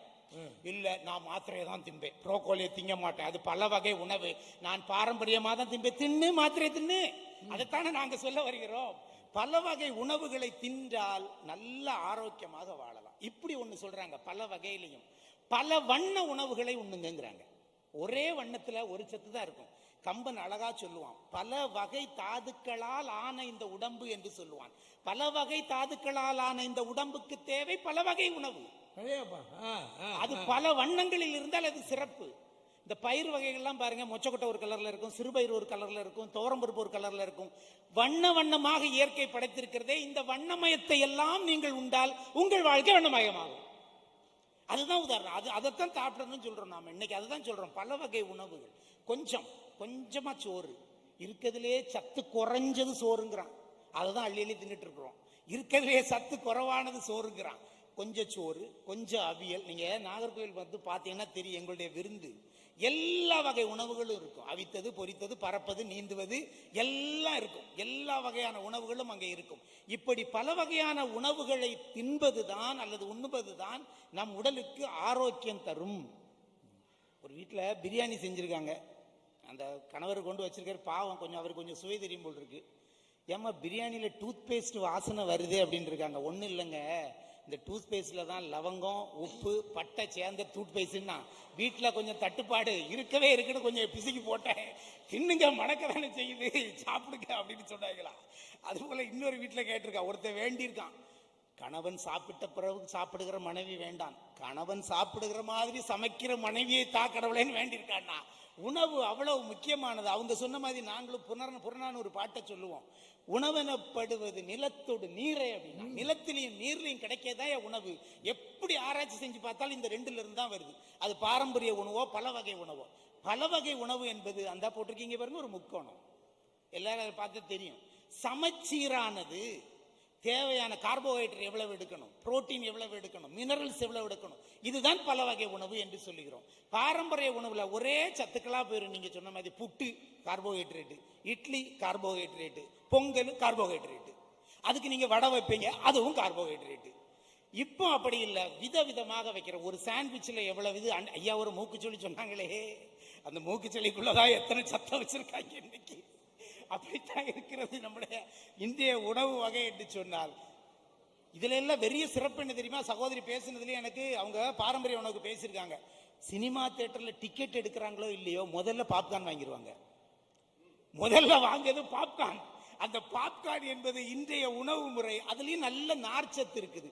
சோளமா கொடுத்தா பிள்ளை திங்காது, ஆனா பாப்கார்னா கொடுக்கிறோம், அது நமக்கு உடலுக்கு வலு சேர்க்கிறது. எந்த வகையில் பார்த்தாலும் எல்லா வகை சத்துக்களையும் அள்ளி தருவதாக இருப்பது பல்வகை உணவுகளை என்பதில் நமக்கு எந்தவித மாற்று கருத்தும் கிடையாது. இதை ஒரே ஒரு இதை மட்டும் சொல்லி நிறைவு செஞ்சிடறேன் ஐயா. சோற்று துருத்தி அப்படின்னு ஒரு வார்த்தையை நம்முடைய முன்னோர்கள் பயன்படுத்துறாங்க. சோற்று துருத்தி வேற ஒண்ணும் இல்லைங்க, வயிறு. சோறு திம்பதுனால துருத்திட்டே போகுது, அதனால சோற்று துருத்தி அப்படிங்கிறாங்க. இதை தாய்மானவர் ஒரு பாடல்ல பாடுறாரு. கனியேனும் வரிய செங்காயேனும் உதிர் சருகு கலந்த மூலங்களேனும் கனல்வாதை வந்தெய்தின் அள்ளி புசித்து நான் கண்மூடி மௌனியாக தனியே இருப்பதற்கு எண்ணினேன் அப்படின்னா, இந்த கனி, இந்த வரிய செங்காய் இதையெல்லாம் உண்டுட்டு நான் மௌனமா விரதம் பூணம்னு நினைச்சேன். நாம் விரதம் பூணுவதற்காக இங்கு வந்தவர்கள் அல்ல. இந்த வாழ்க்கையின் அனைத்து பகுதிகளையும் ரசித்து ரசித்து செல்விருந்தும் வருவிருந்தும் ஓம்புவதற்காக வந்தவர்கள். பல வகை உணவுகளை உண்டால் செல்விருந்தும் சிறக்கும், வருவிருந்தும் சிறக்கும், நாமும் வண்ணமயமாக வாழலாம் என கூறி பல வகை உணவுகளே நம்முடைய உடலுக்கு உறுதியையும் மகிழ்ச்சியையும் நாவுக்கு சுவையும் தருகிறது. அவர்கள் பைபிளிலிருந்து ஒரு வசனத்தை சொன்னார்கள், நானும் சொல்லுகிறேன். உப்பானது சாரமற்று போனால் என்ன ஆகும்? அந்த சாரம் தான் எங்களுடைய பல வகை உணவு என்று சொல்லி வாய்ப்பளித்தமைக்கு நன்றி பாராட்டி விடைபெறுகிறேன். நன்றி, வணக்கம். அதாவது இந்த கட்சியில் பூமிக்கு உப்பாயிருங்கள் அப்படின்னு சொல்லி யூதர்களில் ஒரு பெரிய தலைவர் சொன்னார். இவங்க சொன்ன உடனேயே அதுக்கு இவர் அதே யூதர்களிலிருந்து உப்பானது சாரமற்று போனால் இதற்கு பயன்படுகிறார். பேச்சாளங்க கிட்ட நம்ம பேச்சு கொடுத்தோம், நம்மளை ஒன்றில்லைன்னு ஆக்கிடுவாங்க. வாய் எதையும் திரிக்கிறது, இல்லாட்டி கோர்ட்டில் 50 வழக்கு நிற்குமா? வக்கீல் இருக்காங்கல்ல, கொன்னவன் இல்லைன்னு கொண்டாந்துறாங்க வெளியில். அது மாதிரி தான் இந்த அம்மா ஒன்று எடுத்து சொன்னால் அதுக்கு உடனே இங்கேருந்து ஒன்று எடுத்துட்டார். வண்ண உணவுகளை சாப்பிடணுட்டார். வண்ணமாக இருக்கணுமையா, அதான என் சாப்பாடு, கலராக இருக்கணும், சாப்பிடுவோம் என்றார். வாங்கம்மா, தூத்துக்குடி அம்மா, தண்ணியை குடிச்சிட்டு வாங்க, வாங்க, இன்னும் கொஞ்சம் குடிங்க.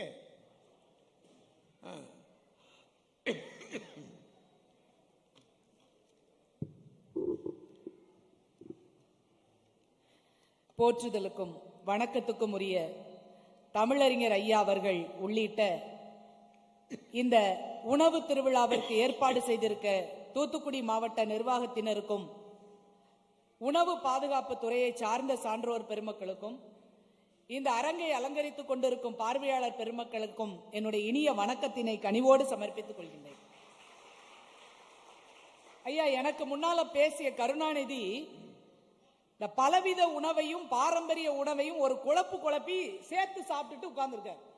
சாப்பிடுறது எப்படின்னு சாப்பிடுவாரா? ஆமா, சினிமா தியேட்டருக்கு போனா நாங்க பாப்கார்ன் வாங்கி சாப்பிட்டோமா, அதனால அது பலவித உணவாக போய்விட்டதே அப்படின்னாரு. ஐயா, பாப்கார்ன் என்னங்கய்யா? தமிழ்ல சொன்னா சோள பொரி, அது பாரம்பரிய உணவு. இவர் ஆங்கிலத்துல சொல்லியாச்சுன்னா அதுக்கு பேரு பலவித உணவுன்னு நினைச்சுக்கிட்டு இருக்காரு. அவர் குழப்பறது பூரா அதுதான். நாங்க சுட்டு சாப்பிடுவோம், நீங்க பொரிச்சு சாப்பிடுவோம், அவ்வளவுதான் வித்தியாசம். இதுல என்ன இருக்கு? அடிப்படை சோளம் தானே, அதை சாப்பிடுறதுதான் பாரம்பரிய உணவுன்னு சொல்லிட்டு இருக்கிறோம். ஐயா, பலவித உணவை பத்தி இவ்வளவு தூரம் பேசினாங்கல்ல, நான் என்ன கேக்குறேன், அவங்க 2 பேரும் ஸ்கூல் வாத்தியார். ஸ்கூலுக்கு போறவங்க அங்க போய் ஆர்டர் பண்ணி பிரியாணியோ புரோட்டாவோ பீஸாவோ வாங்கி சாப்பிட வேண்டியதானே? நாள் தவறாம வீட்டுல இருந்து மனைவி சமைத்து கொடுக்கிற பாரம்பரிய உணவை தான் 8 அடுக்கு கேரியல்ல தூக்கிட்டு போகுது 2 பேரும். இல்லாட்டி வீட்டுல விட மாட்டாங்கல்ல. வீட்டுல விட மாட்டாங்கல்ல, அவங்களுக்கு முடியாது. வீட்டு சாப்பாடு வேண்டும் என்பதற்காக தினமும் கேரியர் சாப்பாடை வீட்டுல இருந்து தூக்கிட்டு போற ஆட்கள் 2 பேரும் என்ன வந்து சொல்றாங்க, பலவித உணவு தானே உடலுக்கு நல்லது, சித்த மருத்துவத்தை மறந்து விட்டீர்களே அப்படின்னு நம்மளை பார்த்து ஒரு கேள்வி கேட்டார். ஐயா, இந்த கொரோனா என்ற பெருந்தொற்று காலத்தில் உலகம் முழுவதும், நம்ம மட்டும் இல்ல உலகம் முழுவதும் கபசுர குடிநீரை குடித்துக் கொண்டிருந்தார்கள் என்றால் நம்முடைய பாரம்பரிய உணவின் சுவையும் மருத்துவ குணமும். கபசுர குடிநீர் என்ன அப்ப மாத்திரையா போட்டோம்? கபசுர குடிநீர். டெங்கு வந்திருக்கா?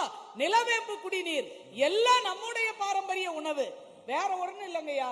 இந்த பெருந்தொற்று காலத்துல அமெரிக்கால ஒரு ஆளு ஒரு சின்ன வியாபாரம் பண்ணி பெரிய கோடீஸ்வரர் ஆயிட்டார். என்ன தெரியுமா? ரொம்ப சிம்பிள், மிளகு சீரகம் பூண்டு இதெல்லாம் போட்டு ரசம் வச்சு வித்திருக்காரு.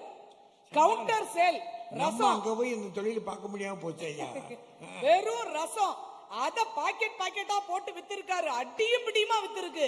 அது உடல் நலத்துக்கும் ஆரோக்கியத்திற்கும் தொற்றிலிருந்து காப்பாற்றுவதற்கும் உணவு என்று அப்படி அடியும் பிடியுமா வாங்கி பெரிய சேல்ஸ் நடந்தது என்றால் நம்முடைய ரசத்துக்கு உலக அரங்கில் சிறப்பு இருக்கிறது. இவங்க அதை புரிஞ்சுக்கலன்னா அதுக்கு நம்ம என்ன பண்ண முடியும்? அழகா சொல்றாங்க, இதய அடைப்புக்கு காரணம், இதய அடைப்பிலிருந்து காப்பாற்றுவதற்கு புரோக்கோலி சாப்பிடுங்கள்னாரு. இதய அடைப்பே இப்பதானே வருது, முன்னால வந்துச்சா?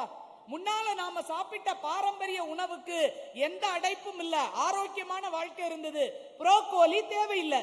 இப்ப நீங்க சாப்பிடுற பீஸா, அதுல இருக்கிற சீஸ், இவையெல்லாம் சாப்பிடுறதுனால கெட்ட கொழுப்பு உடம்புல சேருது. அதுதான் இதய அடைப்புக்கு காரணமாகுதே தவிர நல்ல ஆரோக்கிய உடம்புக்கு புரோக்கோலி தேவையில்லை. அதுலயும் இந்த பழ வகைகள்லாம் சாப்பிடுறாங்கல்ல, அவருக்கு என்னமோ பிரெட் சாண்ட்விச் மேல அவ்வளவு ஆசை. எத்தனை தடவை சொல்லிட்டாருங்கிறீங்க? வீட்டுல சாப்பிட்டு பழகி இருக்காருமா, எத்தனை தடவை சொல்லிட்டாரு, வெறுத்து போய் அதை சாப்பிடாரு. ஆமா, அதையே சொல்லிக்கிட்டு இருக்காரு. ஐயா, சின்ன குழந்தைகள்ல இருந்து வயதான பெரியவர்கள் வரைக்கும் ஆபத்தில்லாத உணவுன்னா அது இட்லி தான். சின்ன குழந்தைகளுக்கு முதல்ல கொடுக்கிற உணவு திட உணவுன்னா மெதுவா இட்லியை தான் கொடுத்து பாக்குறோம். ஏன்னா அதுதான் அதுக்கு சீக்கிரம் ஜீரணமாகும், வயிற்றுக்கு எந்த பிரச்சனையும் இல்லாமல் இருக்கும் என்று குழந்தைக்கு கொடுக்கின்ற உணவாக இட்லி இருக்கிறது என்றால் அதுதானே நலமான உணவா இருக்க முடியும். ஏன் உங்க வீட்டு 7 மாச குழந்தைக்கு பீஸா வாங்கி ஊட்டுறது? கலர் கலரா பர்கர் வாங்கி கொடுங்க, பிரெட் சாண்ட்விச் கொடுங்க, பர்கர் கொடுங்க. அப்ப மட்டும் இட்லியை தேடி ஓடி வரீங்க. அதுலயும் வயதான பிறகு 70-80 வயதில் இருக்கின்ற பெரியவர்களுக்கும் இட்லி தான் நல்ல உணவு. உங்க தாத்தாவுக்கு பீஸா கொடுப்பீங்களா? என்ன பேச்சு பேசுறாரு இங்க வந்து? பலவித உணவை சாப்பிட்டு பழகுங்களாம். கொடுப்பாரு சீக்கிரத்தை அவர் அனுப்பி விடுறது. ஐயா, ஆமா ஐயா, காக்கா முட்டைன்னு ஒரு சினிமா வந்தது, தேசிய விருதெல்லாம் வாங்கியது. காக்கா முட்டைன்னு ஒரு படம். அந்த படத்துல வர்ற சிறுவர்கள் 2 பேரு இந்த பீஸா கடையை பார்த்து பார்த்து ஆசைப்படுவான், பீஸா சாப்பிடணும்னு ஆசைப்படுவான். அந்த படத்தை கொண்டு வந்து வீட்டுல வச்சுக்கிட்டு அதுக்காக காசு எல்லாம் சேர்ப்பானுங்க. அப்ப அவங்க வீட்டுல இருக்கிற அப்பத்தா அதை பார்த்து பார்த்து வீட்டுல தோசை சுட்டு கொடுக்கும். அதுக்கு என்னன்னு தெரியாது, தோசை மாவு ஊத்தி, ஆமா, அதை பார்த்து பார்த்து தக்காளியை வெட்டி வச்சு ஏதோ வெங்காயம் எல்லாம் போட்டு என்னமோ செஞ்சு கொடுக்கும். இவன் சாப்பிடுவான். ஆனா பீஸா தான் வேணும்னு பிடிவாதமா இருப்பானுங்க. கடைசியில எல்லா இதையும் தாண்டி போய் பீஸா கடையில போய் வாங்கி அதை பிச்சு ஒரு வாய் வச்சுட்டு அந்த சின்ன காக்கா முட்டை சொல்லுவான், இது நம்ம அப்பத்தா சுட்ட தோசை நல்லா இருந்ததுல, இதை விட அது நல்லா இருந்துச்சுன்னு சொல்லுவான்.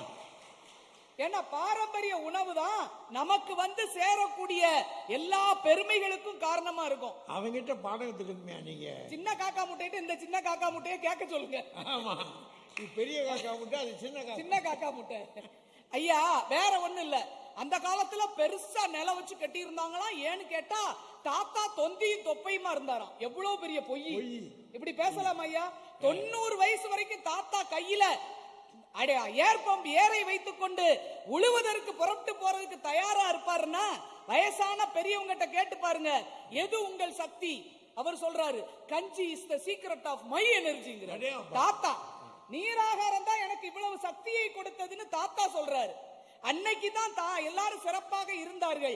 இன்னைக்கு பாருங்க, சின்ன பையன் 7 வயசு 8 வயசு பையனே பேரல் கணக்கா இருக்கான். ஏன்னா அந்த ஒபிசிட்டியை கொடுத்தது நீங்க கொடுக்கிற பீஸாவும் பர்கரும் பிரெட் சாண்ட்விச்சும். நகர மாட்டாம வரான் பாவம். சின்ன வயசுல எல்லா வியாதிகளும் வருகிறது குழந்தைகளுக்குன்னா பாரம்பரிய உணவை கொடுத்து பழகி இருக்கணும். ஐயா, வேற ஒண்ணு இல்ல, இந்த பீஸா கடை இருக்க அத பிசாசு கடைன்னு எழுதி போட்டுருக்கலாம். அப்படி ஆக்கிருச்சு நம்மள. இந்த சவர்மா இருக்க அதுக்கு அவன் எழுதியே போடலாம், சவர்மா சாப்பிட்டால் நீ இனி சவம்மா. சவம்மா அதான ஆக்கி இருக்கு. 2 பேரை கொன்ன பிறகும் திரும்பவும் அதுகிட்ட தான் போய் பலவித உணவுன்னு பாத்துக்கிட்டு இருந்தா இவர்களுக்கு எப்படி விழிப்புணர்வை கொடுக்கிறது? பலவித உணவு சாப்பிடுவாங்களாம். வேற ஒண்ணு இல்லைங்கய்யா, அந்த தூத்துக்குடி நெல்லை மாவட்டம் தெற்கு பகுதியை சேர்ந்தவர்களுக்காக சொல்றேன். இங்க உள்ள பழக்கம், பெண்கள் குழந்தைகள் வயதுக்கு வந்த உடனே பெண் குழந்தைகளுக்கு உளுந்தங்களி செஞ்சு கொடுப்பாங்க. இங்க உள்ள குழந்தைகளுக்கு உளுந்தங்களை செஞ்சு கொடுப்பாங்க. ஏனென்றால் கர்ப்பப்பையின் சுருங்கி விரிகிற ஆற்றல் கொடுக்கறாங்க. ஆமா, கொடுக்கறாங்க. எனக்கு என்ன நம்பிக்கை இல்லை. இப்ப அதுக்கு செய்ய தெரியுமான்னு கூட தெரியல எனக்கு. கர்ப்பப்பையினுடைய சுருங்கி விரியும் ஆற்றலை நல்ல சிறப்பாக நடத்தி கொடுக்கும் என்பதற்காக இங்கே வயதுக்கு வர்ற குழந்தைகளுக்கு முதல்ல கொடுக்கிற உணவு அந்த உளுந்தங்களி புட்டு என்று பாரம்பரியமான உணவை தான் கொடுத்து பழக்குவாங்க. அதுதான் அந்த பெண்ணுக்கு பலத்தை கொடுக்கும் என்பதற்கு ஆரம்பத்திலிருந்தே கொடுக்கிற பழகிறோம். அதே நேரத்தில் புதிதாக திருமணமான தம்பதிகளை விருந்துக்கு கூப்பிடும் போது இங்க பாரம்பரிய உணவு உளுந்தஞ்சோறும் ஆட்டுக்கறி குழம்பும் தான் வச்சு கொடுப்போம். ஒரு காலத்துல அப்படி பிரமாதமா இருக்கும். ஆனா இப்போ இந்த இவங்க எல்லாம் பேசுறாங்கல்ல, பிரியாணி சாப்பிடுங்க அதை சாப்பிடுங்கன்னு. அப்படி பிரியாணியை கொடுத்து பலவித உணவை கொடுத்ததால் இப்ப திருமணமாகி வர்றவங்களுக்கு பிரியாணியும் கோக்கும், ஏன்னா ஜீரணமாக மாட்டேங்குது, கோக்கு வச்சுக்கிட்டு பிரியாணியை சாப்பிட்டுக்கிட்டே கோக்கு குடிக்கிறாங்க. அதனாலதான் எங்க ஐயா அணித்தலைவர் ஐயா சொன்னது போல குழந்தை பேர் இல்லாமல் போவதற்கு அது ஒரு காரணமாக இருக்கிறது என்றால் பலவித உணவை நீங்க எப்படி சாப்பிடுவீங்க அப்படிங்கிறது தான் நாங்க கேட்டுக்கிட்டு இருக்கோம். நல்ல அழகா சொல்லிக்கிட்டே போறாங்க.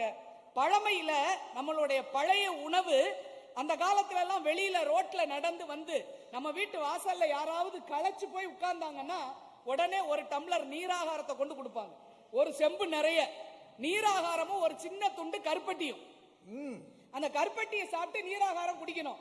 அப்படி குடிச்சிட்டா இந்த வெயில்ல வந்த வெயில் வெப்பம் பூரா இறங்கி உடலுக்கு ஒரு புது ஆற்றல் கிடைக்கும். அதுக்காக அந்த நீராகாரத்தை குடிக்கணும்னு சொன்னாங்க. ஆனா இன்னைக்கு நமக்கு அந்த இடத்துல காபி வந்து உட்கார்ந்துருச்சு, காபி வந்துருச்சு. அதுக்கப்புறம் இப்ப கூல் ட்ரிங்க்ஸ் வந்துருச்சு. அத கூட நமக்கு ஒழுங்கா சாப்பிட தெரியல. சூடா குடிக்க வேண்டிய காபிய ஐஸ் காபி, கோல்டு காபின்னு கூலா குடிக்கிறோம். குளிர்ச்சியா சாப்பிட வேண்டிய ஐஸ்கிரீம சூடா சாப்பிடணும்னு சொல்லி பிரவுனின்னு பேரை மாத்தி சாப்பிட்டுக்கிட்டு இருக்கோம். பிரவுனி நாய் பேரு அப்படி சாப்பிட்டுக்கிட்டு இருக்கோம்னா பலவித உணவு போற போக்க பாருங்க. இது எங்கே கொண்டு போய் நிறுத்தும் என்பது யாருக்கும் தெரியாத ஒரு சூழல்ல நாம் இன்றைக்கு வாழ்ந்து கொண்டு இருக்கிறோம். இந்த பீசாங்கிற பொருள்ல பொட்டாசியம் புரோமைட், பொட்டாசியம் அயோடைட் என்ற 2 வேதி பொருட்கள் சேர்வதால் உடலில் புற்றுநோய் உண்டாக்கும் செல்கள் பெருகி வருகின்றன என்று இன்னைக்கு ஆராய்ச்சியில சொல்லி இருக்காங்க. இப்ப ஏராளமா புற்றுநோய் வந்துருச்சு. 2003 ஆராய்ச்சியின்படி இதை சாப்பிடுகிறவர்களுக்கு குடல் நோய் வருவதற்கு வாய்ப்பு வரும் என்று சொன்னார்கள். 2004 இந்த ஆய்வில் இதய நோய் பெருகிவிடும் என்று சொல்கிறார்கள். என்றால் வேதி பொருட்கள் அதிகமாக சேருகின்ற நம்முடைய பலவித உணவு உடல் நோய்க்கு தான் வித்திடுகிறது. நடுவர் அவர்களே, மிக சிறப்பாக சொல்ல வேண்டும் என்றால் தக்காளியை அப்படியே சாப்பிடலாம், ஜூஸ் போட்டு கூட குடிக்கலாம். நம்ம எதிர்க்க இருந்த கருணாநிதி சொன்னாரு, வெறும் இட்லி சாப்பிடுவீங்களா, சட்னி வச்சுதானே சாப்பிடுவீங்கன்னாரு. ஆமா, சட்னி கூட மருந்து தான். அதுல கூட புதினா சட்னி, மல்லி சட்னி, தேங்காய் சட்னி, சாம்பார்னு சாப்பிடுறோம். ஆனால் அந்த தக்காளிய சாஸாக மாத்தி, அது சாஸ் என்று வேதி பொருட்களோடு இணைந்து அது சாஸாக மாறும் போது அதிக சோடியம் கலப்பதால் இதயம், மூளை, சிறுநீரக பை போன்றவை அனைத்தும் பாதிப்படையக்கூடிய ஒரு உணவாக மாறிவிடுகிறது. என்றால் இன்னைக்கு சாப்பிடுற எல்லா பொருட்கள்லையும் அந்த சாஸ், ஃப்ரைட் ரைஸ்லயும் சரி, நூடுல்ஸ்லயும் சரி, பிரியாணிலையும் சரி, சிக்கன் சாப்பிடும் போது கூட அதை தொட்டுட்டு சாப்பிடுறானா எல்லா வியாதிகளையும் வீட்டுக்கு வரவழைக்கின்ற உணவாக உங்களுடைய பலவித உணவு நிறைந்து இருக்கிறது. கொரியால உள்ளவங்க பலத்தோடு இருப்பதற்கு நூடுல்ஸ் காரணம் சொன்னார்ல ஐயா, இடியாப்பத்தின் வாழ்வுதனை நூடுல்ஸ் கவ்வும், ஆனால் மீண்டும் இடியாப்பமே வெல்லும். அதான நம்முடைய பழக்கமா இருந்துச்சு. இடியாப்பத்தின் வாழ்வதனை நூடுல்ஸ் கவ்வுமா? ஆமா, இடையில தடை போட்டோமா இல்லையா? அதுல இருக்கிற கெமிக்கலுக்காக தடை போட்டோம். ஆனா மீண்டும் அந்த ஆவியில வேக வைக்கிற உணவுக்கே நாம வந்து சேர்ந்திருக்கிறோம்னா பாரம்பரிய உணவின் இயல்பு அப்படிப்பட்டது. நம்முடைய திருவிழாக்களில் நாம கொடுக்கிற பிரசாதம் கூட நம்முடைய பாரம்பரிய உணவாகத்தான் இருக்கும். யோசிச்சு பாருங்க, இந்த அடுத்தால விநாயகர் சதுர்த்தி வருது, பூரணம் வச்ச கொழுக்கட்டை, அதையும் தாண்டி நவராத்திரி வரும், நல்ல சத்தை தருகின்ற சுண்டல், தினம் ஒரு சுண்டல், பாசிப்பயிர் ஒரு நாள், கொண்டக்கடலை ஒரு நாள், தட்டாப்பயிர் ஒரு நாள் என்று நவ தானியங்களையும் சுண்டலாக கொடுத்து கொடுத்து உடலில் வலி ஏற்றுகின்ற திருவிழாக்களாகத்தான் நம்முடைய சடங்குகள் இருக்கின்றன. என்றால் பாரம்பரியமான உணவை பற்றி தான் நம்முடைய பெரியவர்கள் சொல்லி இருக்கிறார்கள். இன்றைக்கும் அதை நோக்கிய பயணமாகத்தான் நம்முடைய பயணம் இருக்குது. ஐயா, மனிதராக இருந்தால் கொஞ்சமாவது நன்றி வேணும். இப்பதான் அவர் பேசுறதுக்கு முன்னால அழகா ஒரு சுக்கு காப்பி வந்து கொடுத்தாங்க. நம்ம பாரம்பரிய உணவு. கோக்கு ஊத்தி கொடுக்கல, சுக்கு காப்பில துளசி மிதக்க மிதக்க அப்படி கொண்டு வந்து கொடுத்தாங்க. மணக்க மணக்க கொடுத்தாங்க. மணக்க மணக்க குடிச்சிட்டு அவ்வளவு ஆக்ரோஷமா கத்திட்டு பலவித உணவை சாப்பிடுங்கள்னா என்னையா அர்த்தம்? என்ன அர்த்தம்? என்ன அர்த்தம்? குடிச்சதுக்காகவாது பேசுங்கப்பா. பேச வேண்டாமா? குடிச்சதுக்காக பேசுங்கய்யா, குடிச்சிட்டு பேசுன மாதிரியே பேசக்கூடாதுயா என்று சொல்லி, மனிதர்களினுடைய நலமான வாழ்க்கைக்கு பெரிதும் தேவை பாரம்பரிய உணவுகளே. அதை நோக்கிய வாழ்க்கைக்கு விழிப்புணர்வை ஏற்படுத்துவதாக இந்த உணவு திருவிழா போன்றவை அமைய வேண்டும் என்று கேட்டுக்கொண்டு வாய்ப்புக்கு நன்றி பாராட்டி விடைபெறுகிறேன். நன்றி, வணக்கம். அருமையா, நிறைவா 5 பேர் ஏற்கனவே பேசிட்டாங்க. நம்மளும் உட்கார்ந்து கேட்டு குழம்பி கிடக்கிறோம். நிறைவா பேச போறாரு. வாங்க ராஜ்குமார், வாங்க. பலவித உணவே. பேரன்பும் பெரும் பெருமையும் வாய்ந்த பட்டிமன்ற நடுவர் தமிழறிஞர் ஐயா அவர்களே, பட்டிமன்ற அறிஞர் பெருமக்களே, நிகழ்ச்சியை மிகச்சிறப்பாக நடத்தி கொண்டிருக்கின்ற பெரியவர்களே, நிகழ்ச்சியை கேட்டுக்கொண்டிருக்கின்ற என் தமிழ் சொந்தங்களே, உங்கள் அனைவருக்கும் அன்பின் வணக்கம். இன்னும் கொஞ்சம் நல்லாவே கைதட்டலாம். கையவாவது தட்டுங்க. நடுவர் அவர்களே, எனக்கு முன்னால பேராசிரியை ரேவதி சுப்புலட்சுமி மேடம், அவங்க பேராசிரியர், தமிழ் பேராசிரியர். ஆனா அவங்க சொல்றத பாத்தீங்கன்னா எந்தெந்த உணவுகளை எல்லாம் சாப்பிட்டா நோய் வரும்னு அவங்க பேராசிரியையா தான் இருக்காங்கன்னு நினைச்சேன். ஆனா ஏதோ எப்பவோ டாக்டருக்கு படிச்சுட்டு வந்திருக்காங்க போல இருக்கு. அள்ளி விடுறாங்க, யாருமே கேட்க மாட்டாங்கன்னு நினைச்சா அவங்க பாட்டுக்கு அள்ளி விடுறது. அதுல வேற அவர் சின்ன காக்கா முட்டையா, நான் பெரிய காக்கா முட்டையா. காக்கா முட்டை படம் பார்த்திருப்பீங்கல்ல, சரி நாங்க ஒத்துக்கிறோம். அவர் சின்ன காக்கா முட்டை, நான் பெரிய காக்கா முட்டை. அப்ப நான் உங்களை பார்த்து ஒரு கேள்வி கேட்க, அந்த படத்துல வர்ற ஆயா நீங்களா? கேட்கணும்ல, ஒத்துக்கிறீங்களா? ரொம்ப நல்லவங்க, ஒத்துக்குவாங்க. நடுவர் அவர்களே, அப்புறம் என்ன ஒரு விஷயத்த சொன்னாங்க. அதாவது நானும் தம்பியும் பள்ளிக்கூடத்துக்கு போகும்போது வீட்டம்மா தர்ற கேரியர்ல தர்ற பாரம்பரிய உணவை தான் எடுத்துட்டு போறோம். அதனால அதை சாப்பிட்ட பிறகும் எங்களுக்கு நன்றி இல்லைன்னு. அதை சரியா சாப்பிடுறோமா இல்லையாங்கிறது வேற. அந்த சாப்பாட்டை 5 நாளா நாங்க சாப்பிட்டுட்டு ஒரு சேஞ்சுக்காக ஹோட்டலுக்கு போறோம். ஹோட்டல்ல போய் நல்லாதான் புரோட்டா சாப்பிடுறோம், பிரியாணி சாப்பிடுறோம். அதைத்தான் நாங்க சொல்றோம், என்னைக்குமே அந்த ஒரே சாப்பாடை சாப்பிடாதீங்க, கொஞ்சம் வெரைட்டியா சாப்பிட்டு சந்தோஷமா இருங்கிறோம். அதை சொல்லியாச்சுன்னா எங்களுக்கு ஒன்றும் தெரியாது. அதுல வேற புதுசா ஒரு கண்டுபிடிப்பு பாருங்க.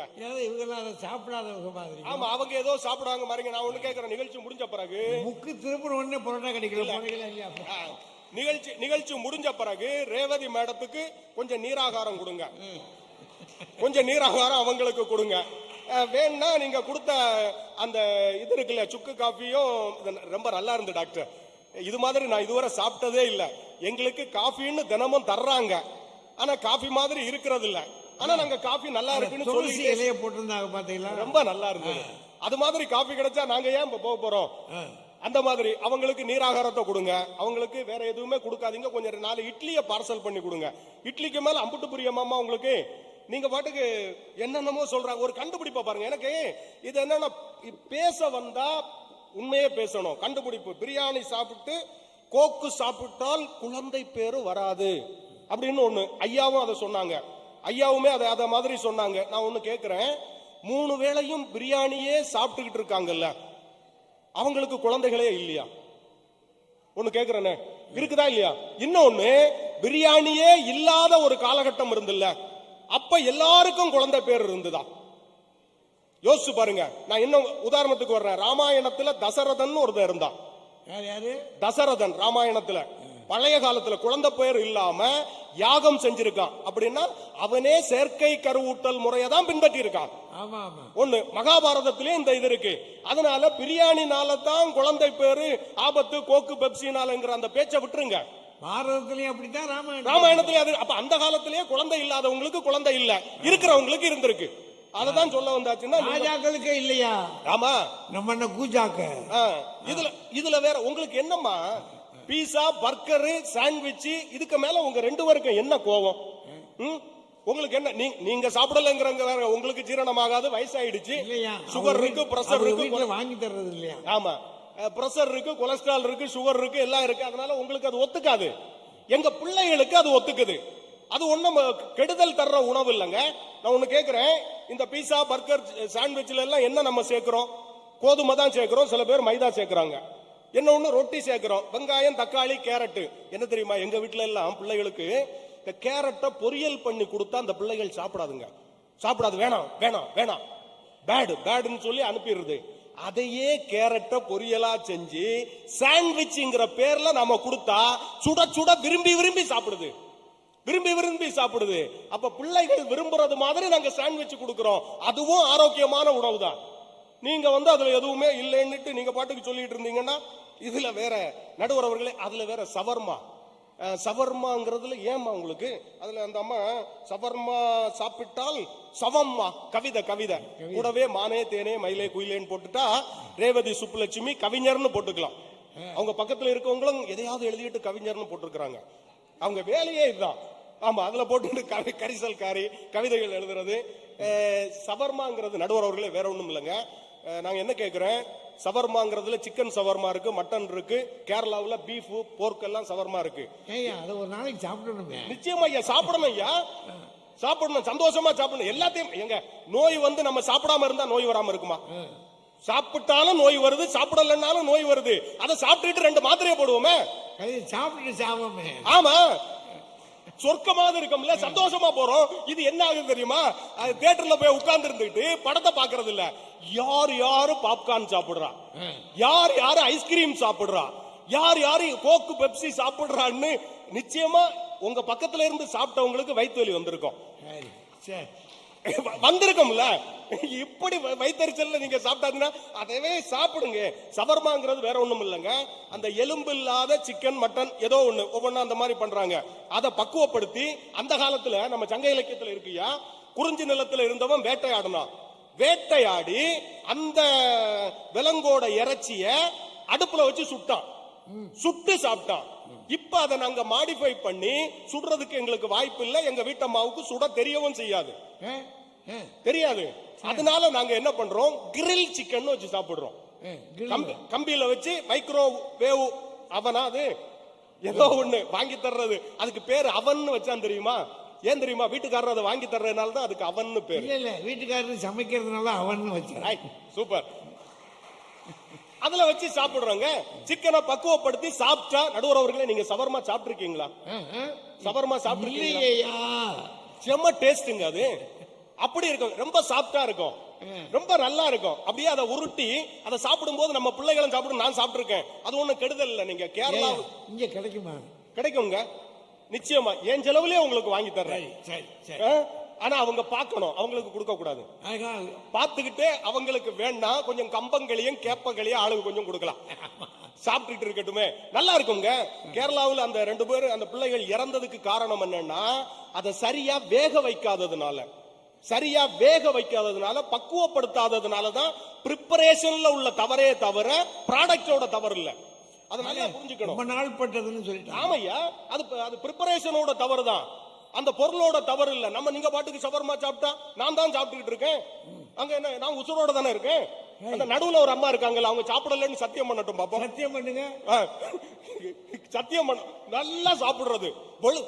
ஹோட்டலுக்கு போயாச்சுன்னா நடுவர் அவர்களே, உங்களுக்கு தெரிஞ்ச விஷயம் தானே, ஹோட்டலுக்கு போயாச்சுன்னா பார்த்துக்கிட்டு தானே இருக்கிறேன் இல்ல, நிஜமாவே சொல்றேன் ஐயா. நாங்க எல்லாம் ராஜாராம் ஐயாவும் அப்படிதான், நாங்க எல்லாம் இட்லி தோசை அந்த மாதிரி தான் சாப்பிட்டுக்கிட்டு இருக்கிறோம்.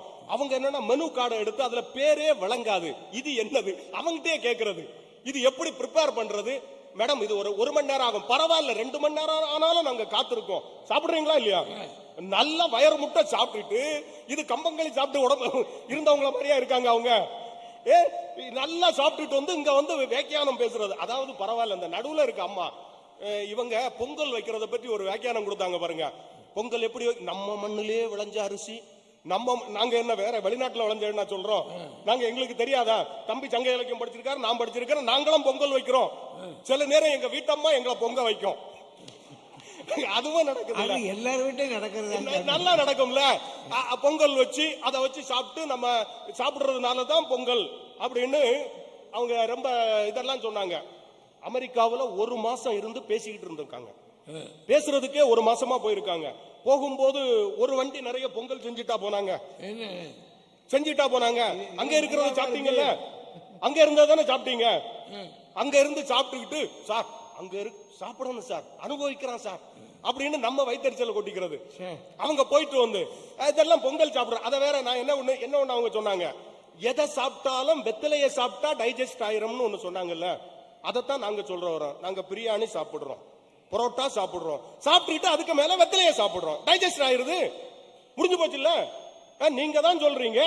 அந்த மாதிரி எதையுமே எதை பற்றியுமே யோசிக்கிறது இல்ல. நடுவர் அவர்களே, பாரம்பரிய உணவுங்கிறீங்கல்ல, இந்த பாரம்பரிய உணவுலையும் எல்லா உணவும் எல்லாருக்கும் ஒத்துக்காது. டாக்டர் இருக்காங்க. வரகரிசி சோறும் வழுதனங்காய் வாட்டும்னு அவை பாட்டி பாடினாங்க. வரகரிசி நம்ம குறிஞ்சி நிலத்தோட உணவு தான் அது. வரகரிசி என்ன பண்ணுது, அது வந்து பித்த உடம்புக்காரங்களுக்கு ஆகாது. அப்ப அவங்க 2 பேருக்கும் ஆகாது. 2 பேருக்கு அது ஆகாது. ஆமா, சாப்பிடாம இருக்கிறது நல்லதுங்கிறான். கேழ்வரகுங்கிறது உடல் சூட்டை அதிகப்படுத்துங்கிறான். அதனால மலச்சிக்கல் பிரச்சனை இருக்கிறவங்க கேழ்வரகு சாப்பிடக்கூடாதுங்கிறாங்க. அப்புறம் கம்பு வந்து புரோட்டீனும் கால்சியம் அதிகம். அதனால என்ன பண்றது, உடல் உழைப்பே இல்லாம இருக்கிறவங்க அந்த கம்பு உணவை சாப்பிடக்கூடாதுங்கிறாங்க. இப்ப இருக்கிற வாழ்க்கை முறை எப்படி இருக்குன்னா, ஆரம்ப காலத்துல ஆரோக்கியமா இருந்தான்னு சொன்னா அவன் வந்து உணவுக்காக தேடி தேடி அலைஞ்சான், வேலை செஞ்சான், வயல்ல போய் வேலை செஞ்சான், உடல் உழைப்பு வேலை செஞ்சான், மூட்டை தூக்குனான். அதனால அவனுடைய உடம்பு ஆரோக்கியமா இருந்தது, எதை சாப்பிட்டாலும் ஜீரணம் ஆச்சுது. இப்ப நாம கம்பங்கஞ்சியை சாப்பிட்டுக்கிட்டு கம்ப்யூட்டர் முன்னாடி உட்கார்ந்தோம்னு வச்சுக்கோங்க, ஏசி ரூம்ல உட்கார்ந்தோம்னா டைஜஸ்ட் ஆகாது, வேற நோயை உருவாக்கிறோம். அதனால பாரம்பரிய உணவுன்னு இவங்க 3 பேர் சொல்றாங்கன்னு தயவு செய்து உங்க உடலுக்கு எது ஒத்துக்குமோ அதை சாப்பிடுங்க. எல்லாத்தையும் நீங்க சாப்பிட்டு நம்ம உடம்ப கெடுத்துக்க கூடாதுங்கிறது.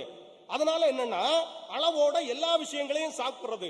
நீங்க நடுவர் அவர்களே, இவங்க சொல்றாங்கல்ல பாரம்பரிய உணவு, கம்பம், தோசை அந்த மாதிரி எல்லாம் சொல்றாங்கல்ல. இப்ப யாருக்குமே அது சமைக்கிறதுக்கு எங்க சாதா தோசை சரியா ஊத்துறாங்களா? ஒரு தோசைய வட்டமா ஊத்த தெரியுதா இவங்களுக்கு? அது எப்படியா இருக்கும்? அதானே பார்த்தேன். நமக்கு ஹோட்டல்ல என்னமா விடுறாங்க, ஹோட்டல்ல விடுறாங்கல்ல. நான் ஒரு நாள் எங்க வீட்டம்மாட்ட கேட்டேன், ஏமா நான் வரும்போது பள்ளிக்கூடத்துல இருந்து வீட்டுக்கு வரும்போது தோசை மாவு வாங்கிட்டு வரட்டுமான்னு கேட்டேன். அவ என்ன சொன்னா, எதுக்கு உங்களுக்கு சிரமம், தோசை மாவு வாங்கி கஷ்டப்படாதீங்க, தோசையாவே வாங்கிட்டு வந்துருங்கன்னு. நாம சாப்பிட்டுக்கிட்டு வாங்கிட்டு வந்துடுறோம். நல்லா தானே சொல்லியிருக்காங்க. ஆமா, நல்லா தானே சொல்லியிருக்காங்க. இப்ப எல்லாத்தையுமே அளவோட சாப்பிடணும். நீங்க பாரம்பரிய உணவு சாப்பிடுறேன்னு சில பேர் என்ன பண்றாங்க தெரியுமா? எங்க தெரு, நான் ராஜபாளையத்துல இருந்து வர்றேன், எங்க தெருவுல ஒரு அம்மா நாயோட வாக்கிங் போவோம்.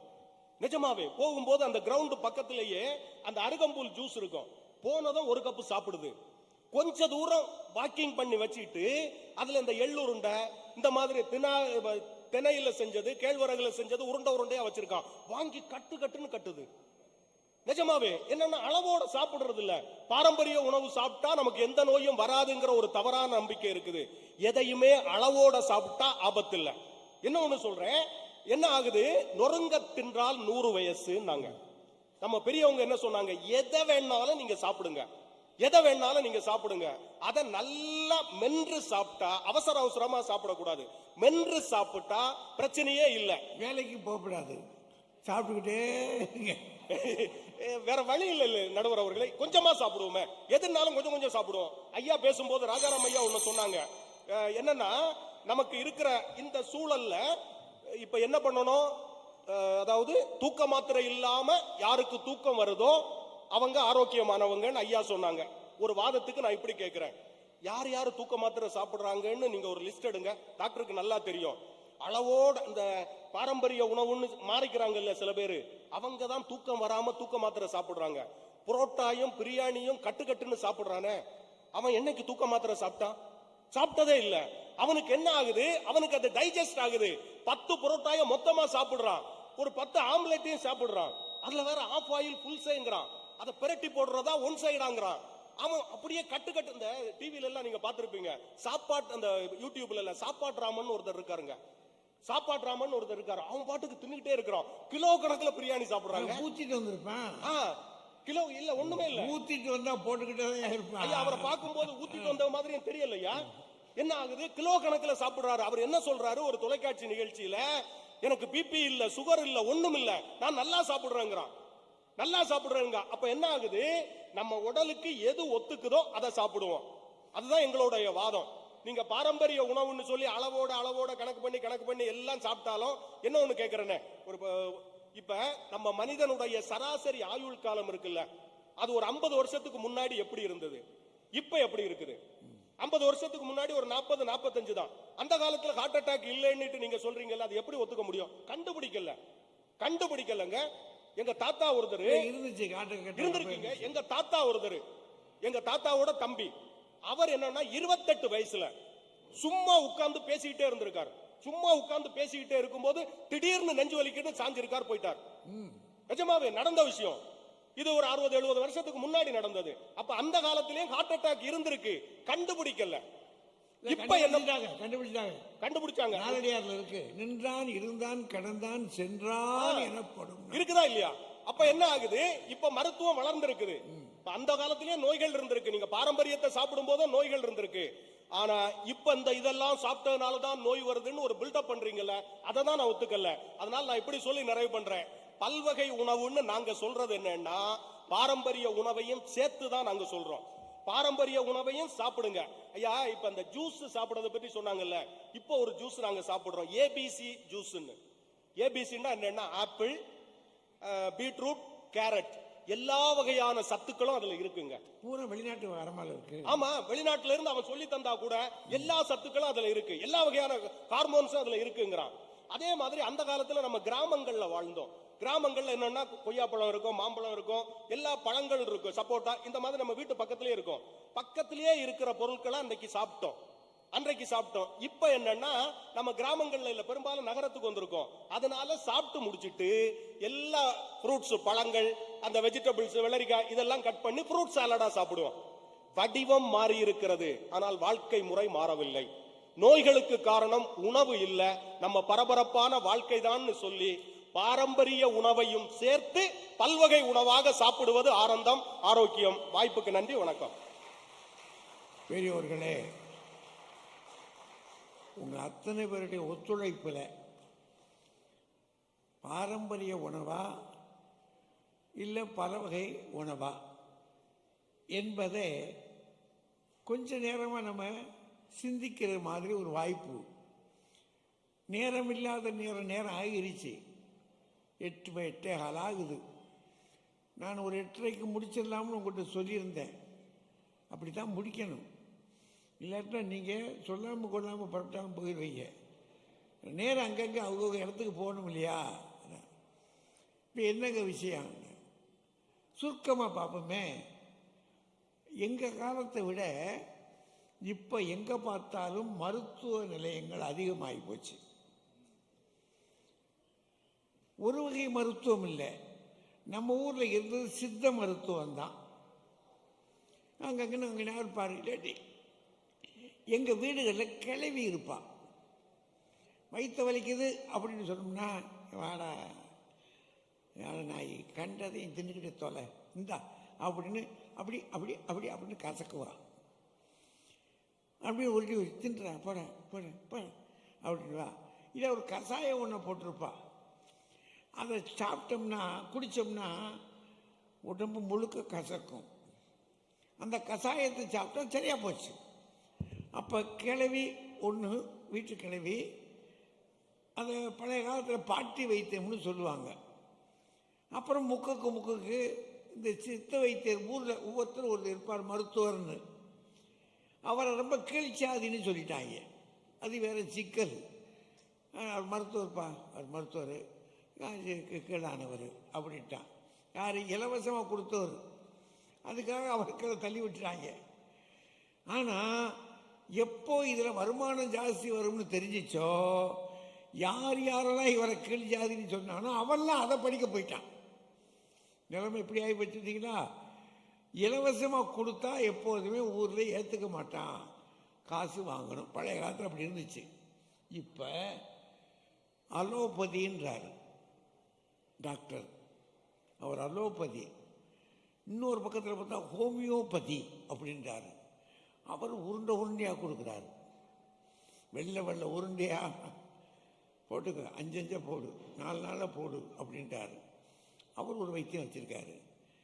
அப்புறம் அதுக்கு மேலே போச்சுன்னா சித்த வைத்தியம், அலோபதி, ஹோமியோபதி, ஆயுர்வேதம், அது வேறு பெரிய நெடுங்கால இந்தியா முழுக்க இருக்கக்கூடியது. அது கடவுளே வந்து கொடுத்தது. நம்ம ஊரில் அப்படி தான் சொல்லுவேன், எதை சொல்ல அப்படி சொன்னால் தான் நம்புவேன். கடவுளே வந்து கொடுத்தது. 4 வைத்தியம் இருக்கா நம்ம ஊரில், எங்கே பார்த்தாலும் திறந்து வச்சுட்டேன். சரி, ஆளுகளை பார்த்தோம்னா திடீர்னு சொல்கிறான், நடக்க முடியல, என்னையா செய்யுதுனா இந்த மூட்டு மூட்டு வலின்றான் ஒன்று. இன்னும் ஒரு பக்கத்தில் பார்த்தோம்னா பொம்பளைகளை பார்த்தோம்னு சொன்னால் அவங்களும் மூட்டு வலி தான்.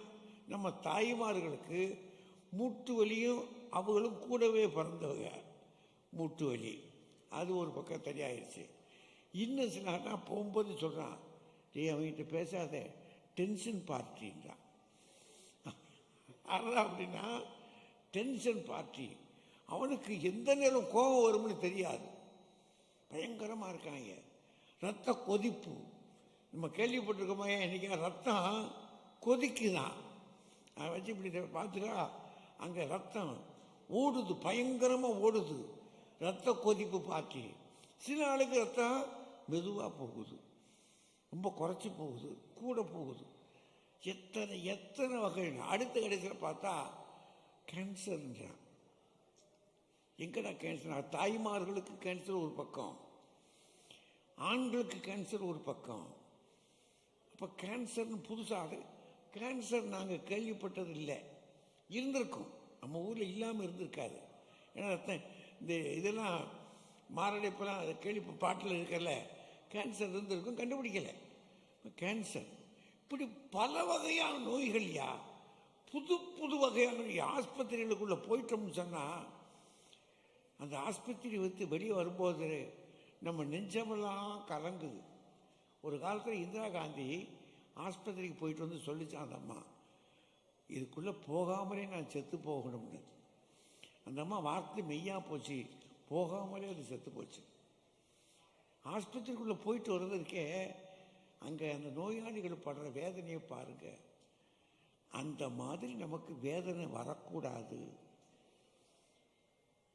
நாம் நல்லா வாழணும். அதுக்கு என்ன செய்யணும்? இவ்வளோதாயா சுருக்கம். என்ன சொல்கிறாங்க இவங்க? ஐயா, நம்ம ஊரில் விளையிற, நம்ம மண்ணில் விளையிற பொருட்கள் இதை கொண்டு போய் இன்னொரு ஊரில் வச்சா, ஐஸ்லாந்தில் கொண்டு வைக்கிறான்னு வைங்க, விளையுமா? அது விளையாது. ஐஸ்லாந்தில் இருக்கக்கூடிய ஒன்றை கொண்டாந்து இங்கே போட்டால் விளையுமா? அது விளையாது. அப்படின்னா எந்த மண்ணில் எது விளையுதோ அந்த பொருளை சாப்பிடுவது தான் உடம்புக்கு நல்லது. சுருக்கமாக சொன்னால் நம்ம உடம்புக்கு நல்லது என்ன? நம்ம மண்ணில் விளையிறத சாப்பிடுவோம். பிரச்சனை என்னன்னா, நம்ம மண்ணில் விளையிறதையே இப்போ அவங்க காலையில் என்ன செய்கிறான், கலாக்ஸ்ன்னு ஒன்று கொடுக்குறான்.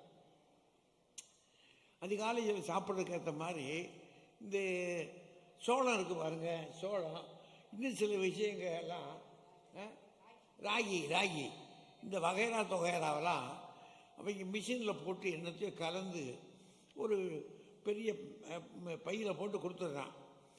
அதை நம்ம என்ன நேரமாக வேணும்னாலும் அதை போட, காலை பொழுதில் போட, ஒரு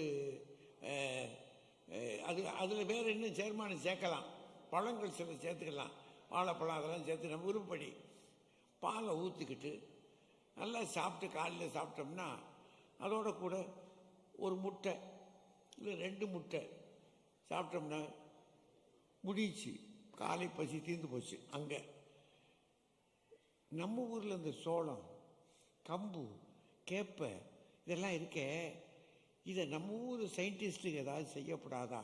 நான் பல நாளாக நினைப்பேன். சரி, நான் அவங்களுக்கு இருக்கிற புத்தி தானே, அதை விட நமக்கு புத்தி நல்லா இருக்குமே, இது ஏதாவது செஞ்சிடக்கூடாதா? செஞ்சு காலையில் இதை பாலில் போட்டு சாப்பிடுங்கடா அப்படின்னா நம்மளும் சாப்பிடலாம்ல. செய்கிறது இல்லை. அவன் என்ன செஞ்சிட்டான்னா, அவன் ஊருக்கு அடிக்கடி சமையல் பண்ண முடியாது அந்த வெயில், அந்த பனியில். அதனால அவன் என்ன செஞ்சிட்டான், என்னையா இந்த இது இருக்கு பாருங்க, இந்த தோசை மாதிரி, அது என்னது, சப்பாத்தியை பெருசாக இம்புட்டு வச்சு அடுக்கி வச்சிருக்காங்க. அதை பூரா வாங்கி இதுக்குள்ளே போட்டிருக்கான். சூடாக்கி சாப்பிட்றாங்க அந்த ஊரில். இப்போ அது மட்டும் தான் சூடாக்கி சாப்பிட்றான், எதுனாலும் சரி சூடாக்கி சாப்பிட்றான். சமைக்கிறது இல்லை. நம்ம ஆளுங்க தான் போய் சமைச்சுக்கிட்டு இருக்காங்க. அவங்களுக்கு ரொட்டி, இந்த பர்கரு, இந்த டுக்கு டும்மா, கப்பு கம்மா அப்படின்னு என்னத்தையாவது போட்டு அவன் பாட்டுக்கு நிம்மதியாக சாப்பிட்றான்.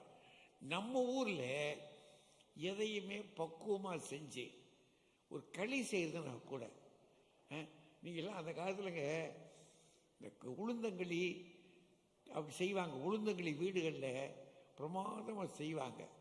அதை சுட வட்டியில் போட்டு அப்படி கவுனில் நடுவில் போட்டு அதில் குழியை வெட்டி அதுக்குள்ள சேர்மானங்களை போட்டு இந்த 2 விரலை வச்சு அந்த ஓரத்தை அப்படி ஒரு வளாவி சுடும் அது வளாவி அதை பிடிச்சிட்டா அப்படி சாப்பிட்றதுக்கு இருக்க ஈடு இருக்கு பாருங்க, கிடையாதுயா.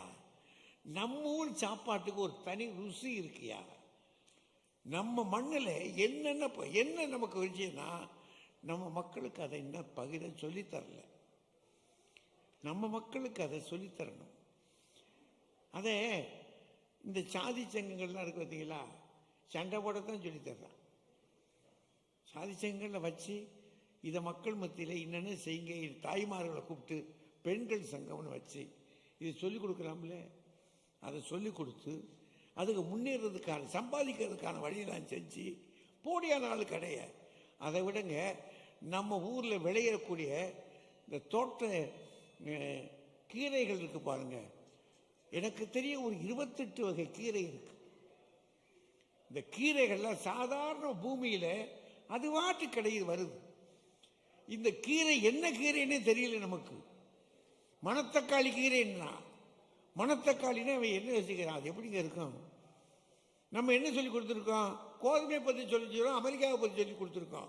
நம்ம ஊரில் என்னடா விளையுது, அது என்ன குணம், அதுக்கு அதை எப்படி சாப்பிடணும், என்ன மாதிரி மணத்தக்காளியில் சூப்பு வச்சு சாப்பிட்டா குடிச்சுக்கிட்டே இருக்கலாம். வேறு சூப்பு அங்கங்கே போக வேண்டியதில்லை, சூட்டை தணிக்கும் அது. இப்போ எத்தனை வகையாக இருக்குது சூப்பு போடுறதுக்கு. முருங்கைக்கீரையில் சூப் போடுங்க, முருங்கைக்கீரை சூப்பு, இப்படி பல வகை சூப்புகள் போடுறது. சரி, உணவுக்கும் பல வகையாக செய்கிறதுக்கு நம்ம கிளவி, நம்ம பாட்டி மூதாதை இருக்காளே, அவ எந்த வகையான பேட்டர்ன் ரைட்டு அது வாங்காமல் என்னென்ன பலகாரமே செஞ்சு கொடுத்துருக்கா நமக்கு. 1-2 செஞ்சு கொடுத்துருக்கா. அதிரச மாவை களவாண்டி தீப்போம்ல, இந்த அதிரசம் சொல்ற பார்த்தீங்களா, அந்த மாவில் அதை களவாண்டு அதை பைக்குள்ளே வச்சுக்கிட்டு அது எலி கடிச்சு பையில் என்னென்னமா எத்தனை ருசியாது. ஆனால் நம்ம ஊர் சாப்பாட்டை தொடர்ந்து குறிப்பாக பழைய சோறு இப்போ கொங்கு மாவட்டத்தில் பூரா வந்துருச்சு. அது கொங்கு மாவட்டங்கள் வீதிகள்லேயே விற்கிறாங்க. நம்ம மாவட்டத்துக்கு வந்துக்கிட்டு இருக்கு கொஞ்சம் கொஞ்சமாக. பழைய சோறு வருது, கூழ் வருது, இந்த இது இன்னும் என்ன சில இது இருக்கு, இந்த இல்லை சாப்பிட்றதுக்கு பருத்திப்பால். இந்த பருத்திப்பால் இருக்கே, அது நெஞ்சு சளியை எடுத்துரும். அதெல்லாம் நம்ம ஊர் விவகாரம். இப்போ எத்தனை வகையாக நம்மக்கிட்ட இருக்குது, அதையெல்லாம் செய்ய பழகணும். நம்ம தாய்மார்களுக்கு அது தெரியலை. தெரிஞ்சு போனால் அதை செய்வதற்கான நேரம் இல்லை. இப்போ நம்ம வீடுகளில் எல்லாம் படிச்சுட்டு வேலைக்கு போயிடுச்சு. இப்போ என்ன செய்யுங்க, எல்லாம் படிச்சுட்டு வேலைக்கு போன ஒருபாடு அது செய்யுது, நீ கொஞ்சம் நேரம் உட்காரு, நீயும் செய் அப்படின்னு கேட்குது. நம்மளால முடியல. அது இப்போ இருவருமாக உட்காந்து நம்ம ஊர் சாப்பாடு சாப்பிடுங்க. அதே நேரத்தில் உலகம் முழுக்க யாதும் ஊரே யாவரும் கலின்னு சொல்லிட்டோம். என்றைக்கோ ஒரு நாளைக்கு போய் அதை ருசி பார்க்கலாம், தப்பு ஒன்றும் இல்லை. அது தள்ள முடியாது. ஏன், எத்தனையோ வெளிநாட்டு விவகாரத்தை நம்ம வாங்கி வச்சுருக்கோம், வெளிநாட்டு கல்வியை வாங்கி வச்சுருக்கோம். என்னைக்கு நம்ம பாட்டம் போட்டோம் இப்படி சேரில் உட்காந்தான், தரையில் தானே உட்காந்துருந்தான். அவன் தரையில் உட்காந்துருந்தான்னு நம்மளும் தரையிலே உட்காந்துக்கிட்டு இருக்கணுமா? ராஜா ஒருத்தன் தான் சிங்காசனத்தில் இருந்தான், மற்ற அவன் அமைச்சரவையில் கொஞ்சம் உட்காந்துருப்பான். நம்ம வீடுகளில் எனக்கு தெரியும், இங்கே முக்காலின்னு ஒன்று இருக்குமுங்க. அந்த முக்காலி கட்டில் தடுக்கு, இந்த தடுக்கு இருக்கும், அந்த தடுக்கை போட்டு அதெல்லாம் உட்காந்து சாப்பிட்டோம். ஆனால் ஒன்று சொல்கிறேன், அதில் உட்காந்து சாப்பிட்டதுனால நம்ம கால் பலமாக இருந்துச்சு. சமணம் கூட்டிக்கிட்டே இருந்தோம், ரொம்ப நாள் சமணம் கூட்டினா. இப்போ பாருங்க, சமணம் கூட்டுங்க பார்ப்போம். உட்காருங்க, கீழே உட்கார்ந்தாங்க முடியலையே. அவனை எவ்வளவு நெருக்கடி இருக்கு பார்த்தீங்களா? ஆனால் நம்ம பாரம்பரியத்தை விட்டு விடாதீர்கள், தொடருங்கள். அதே நேரத்தில் இதை போய் எப்போதாவது சரி கிரில் சிக்கன்னு சொல்கிறானே, இது என்னதானே செய்கிறாங்க, அது என்ன சவர்மாவா? சவர்மா. ஒரு நாளைக்கு அதை சமைச்சு பார்த்துட்டு அப்படி துப்பிட்டாது வாங்க, ஏதாவது ஒன்று செய்யுங்க. எல்லாத்தையும் சொல்லியிருக்காங்களே, களவும் கற்றுமரன்னு இருக்கான். சரி, இந்த சாப்பாடை தான் சாப்பிட்டு பார்த்து விட்டுருவோமே, அதனால் ஒன்றும் தப்பு இல்லையே. இதில் இருக்கு மைசூர் பாக்கு, நம்ம சாப்பிடாம இருக்கோம் சொல்லுங்கள். மைசூர் பாக்கு வச்சு, அது சில ஸ்வீட் கடைகள்லேருந்து மைசூர் பாக்கு அனுப்பிச்சு விட்டுறாங்க. பார்த்தா நம்ம பயில உட்காந்துக்கிட்டு உருகினாங்க, மைசூர் பாக்கே வச்சுக்கிட்டு அடே இருக்கட்டும்டானா, அவ்வளோதான். ஒரே நாள் ஒரு பெட்டியே காலி பண்ணுறாங்க. அதனால் அதையும் தொட்டு பாருங்க, சுவைத்து பாருங்க. வாழ்க்கை இனிதாக அமையணும், நோயில்லாமல் அமையணும், நாம் நெடுங்காலம் வாழ வேண்டும். அது மட்டுமல்ல, இந்த மண்ணுக்கு நம்மால் ஏதாவது ஆக வேண்டும். உங்கள் பிள்ளைகளுக்காக மட்டுமே ஆக வேண்டும் என்று வாழாதீர்கள். பிள்ளைகளுக்காகவும் நாம் வாழ வேண்டும். இந்த மண்ணுக்காக, நம்மை தந்த இந்த மண்ணுக்காக நாம் ஏதாவது செய்துவிட்டு போக வேண்டும் என்று முயற்சி செய்யுங்கள். நான் நம்புகிற இறைவன் உங்களுக்கு எல்லா வகைகளிலும் அந்த ஞானத்தையும் அந்த பலத்தையும் தர வேண்டும் என்று சொல்லி வாழ்த்தி வணங்கி விடைபெறுகிறேன். நன்றி, வணக்கம்.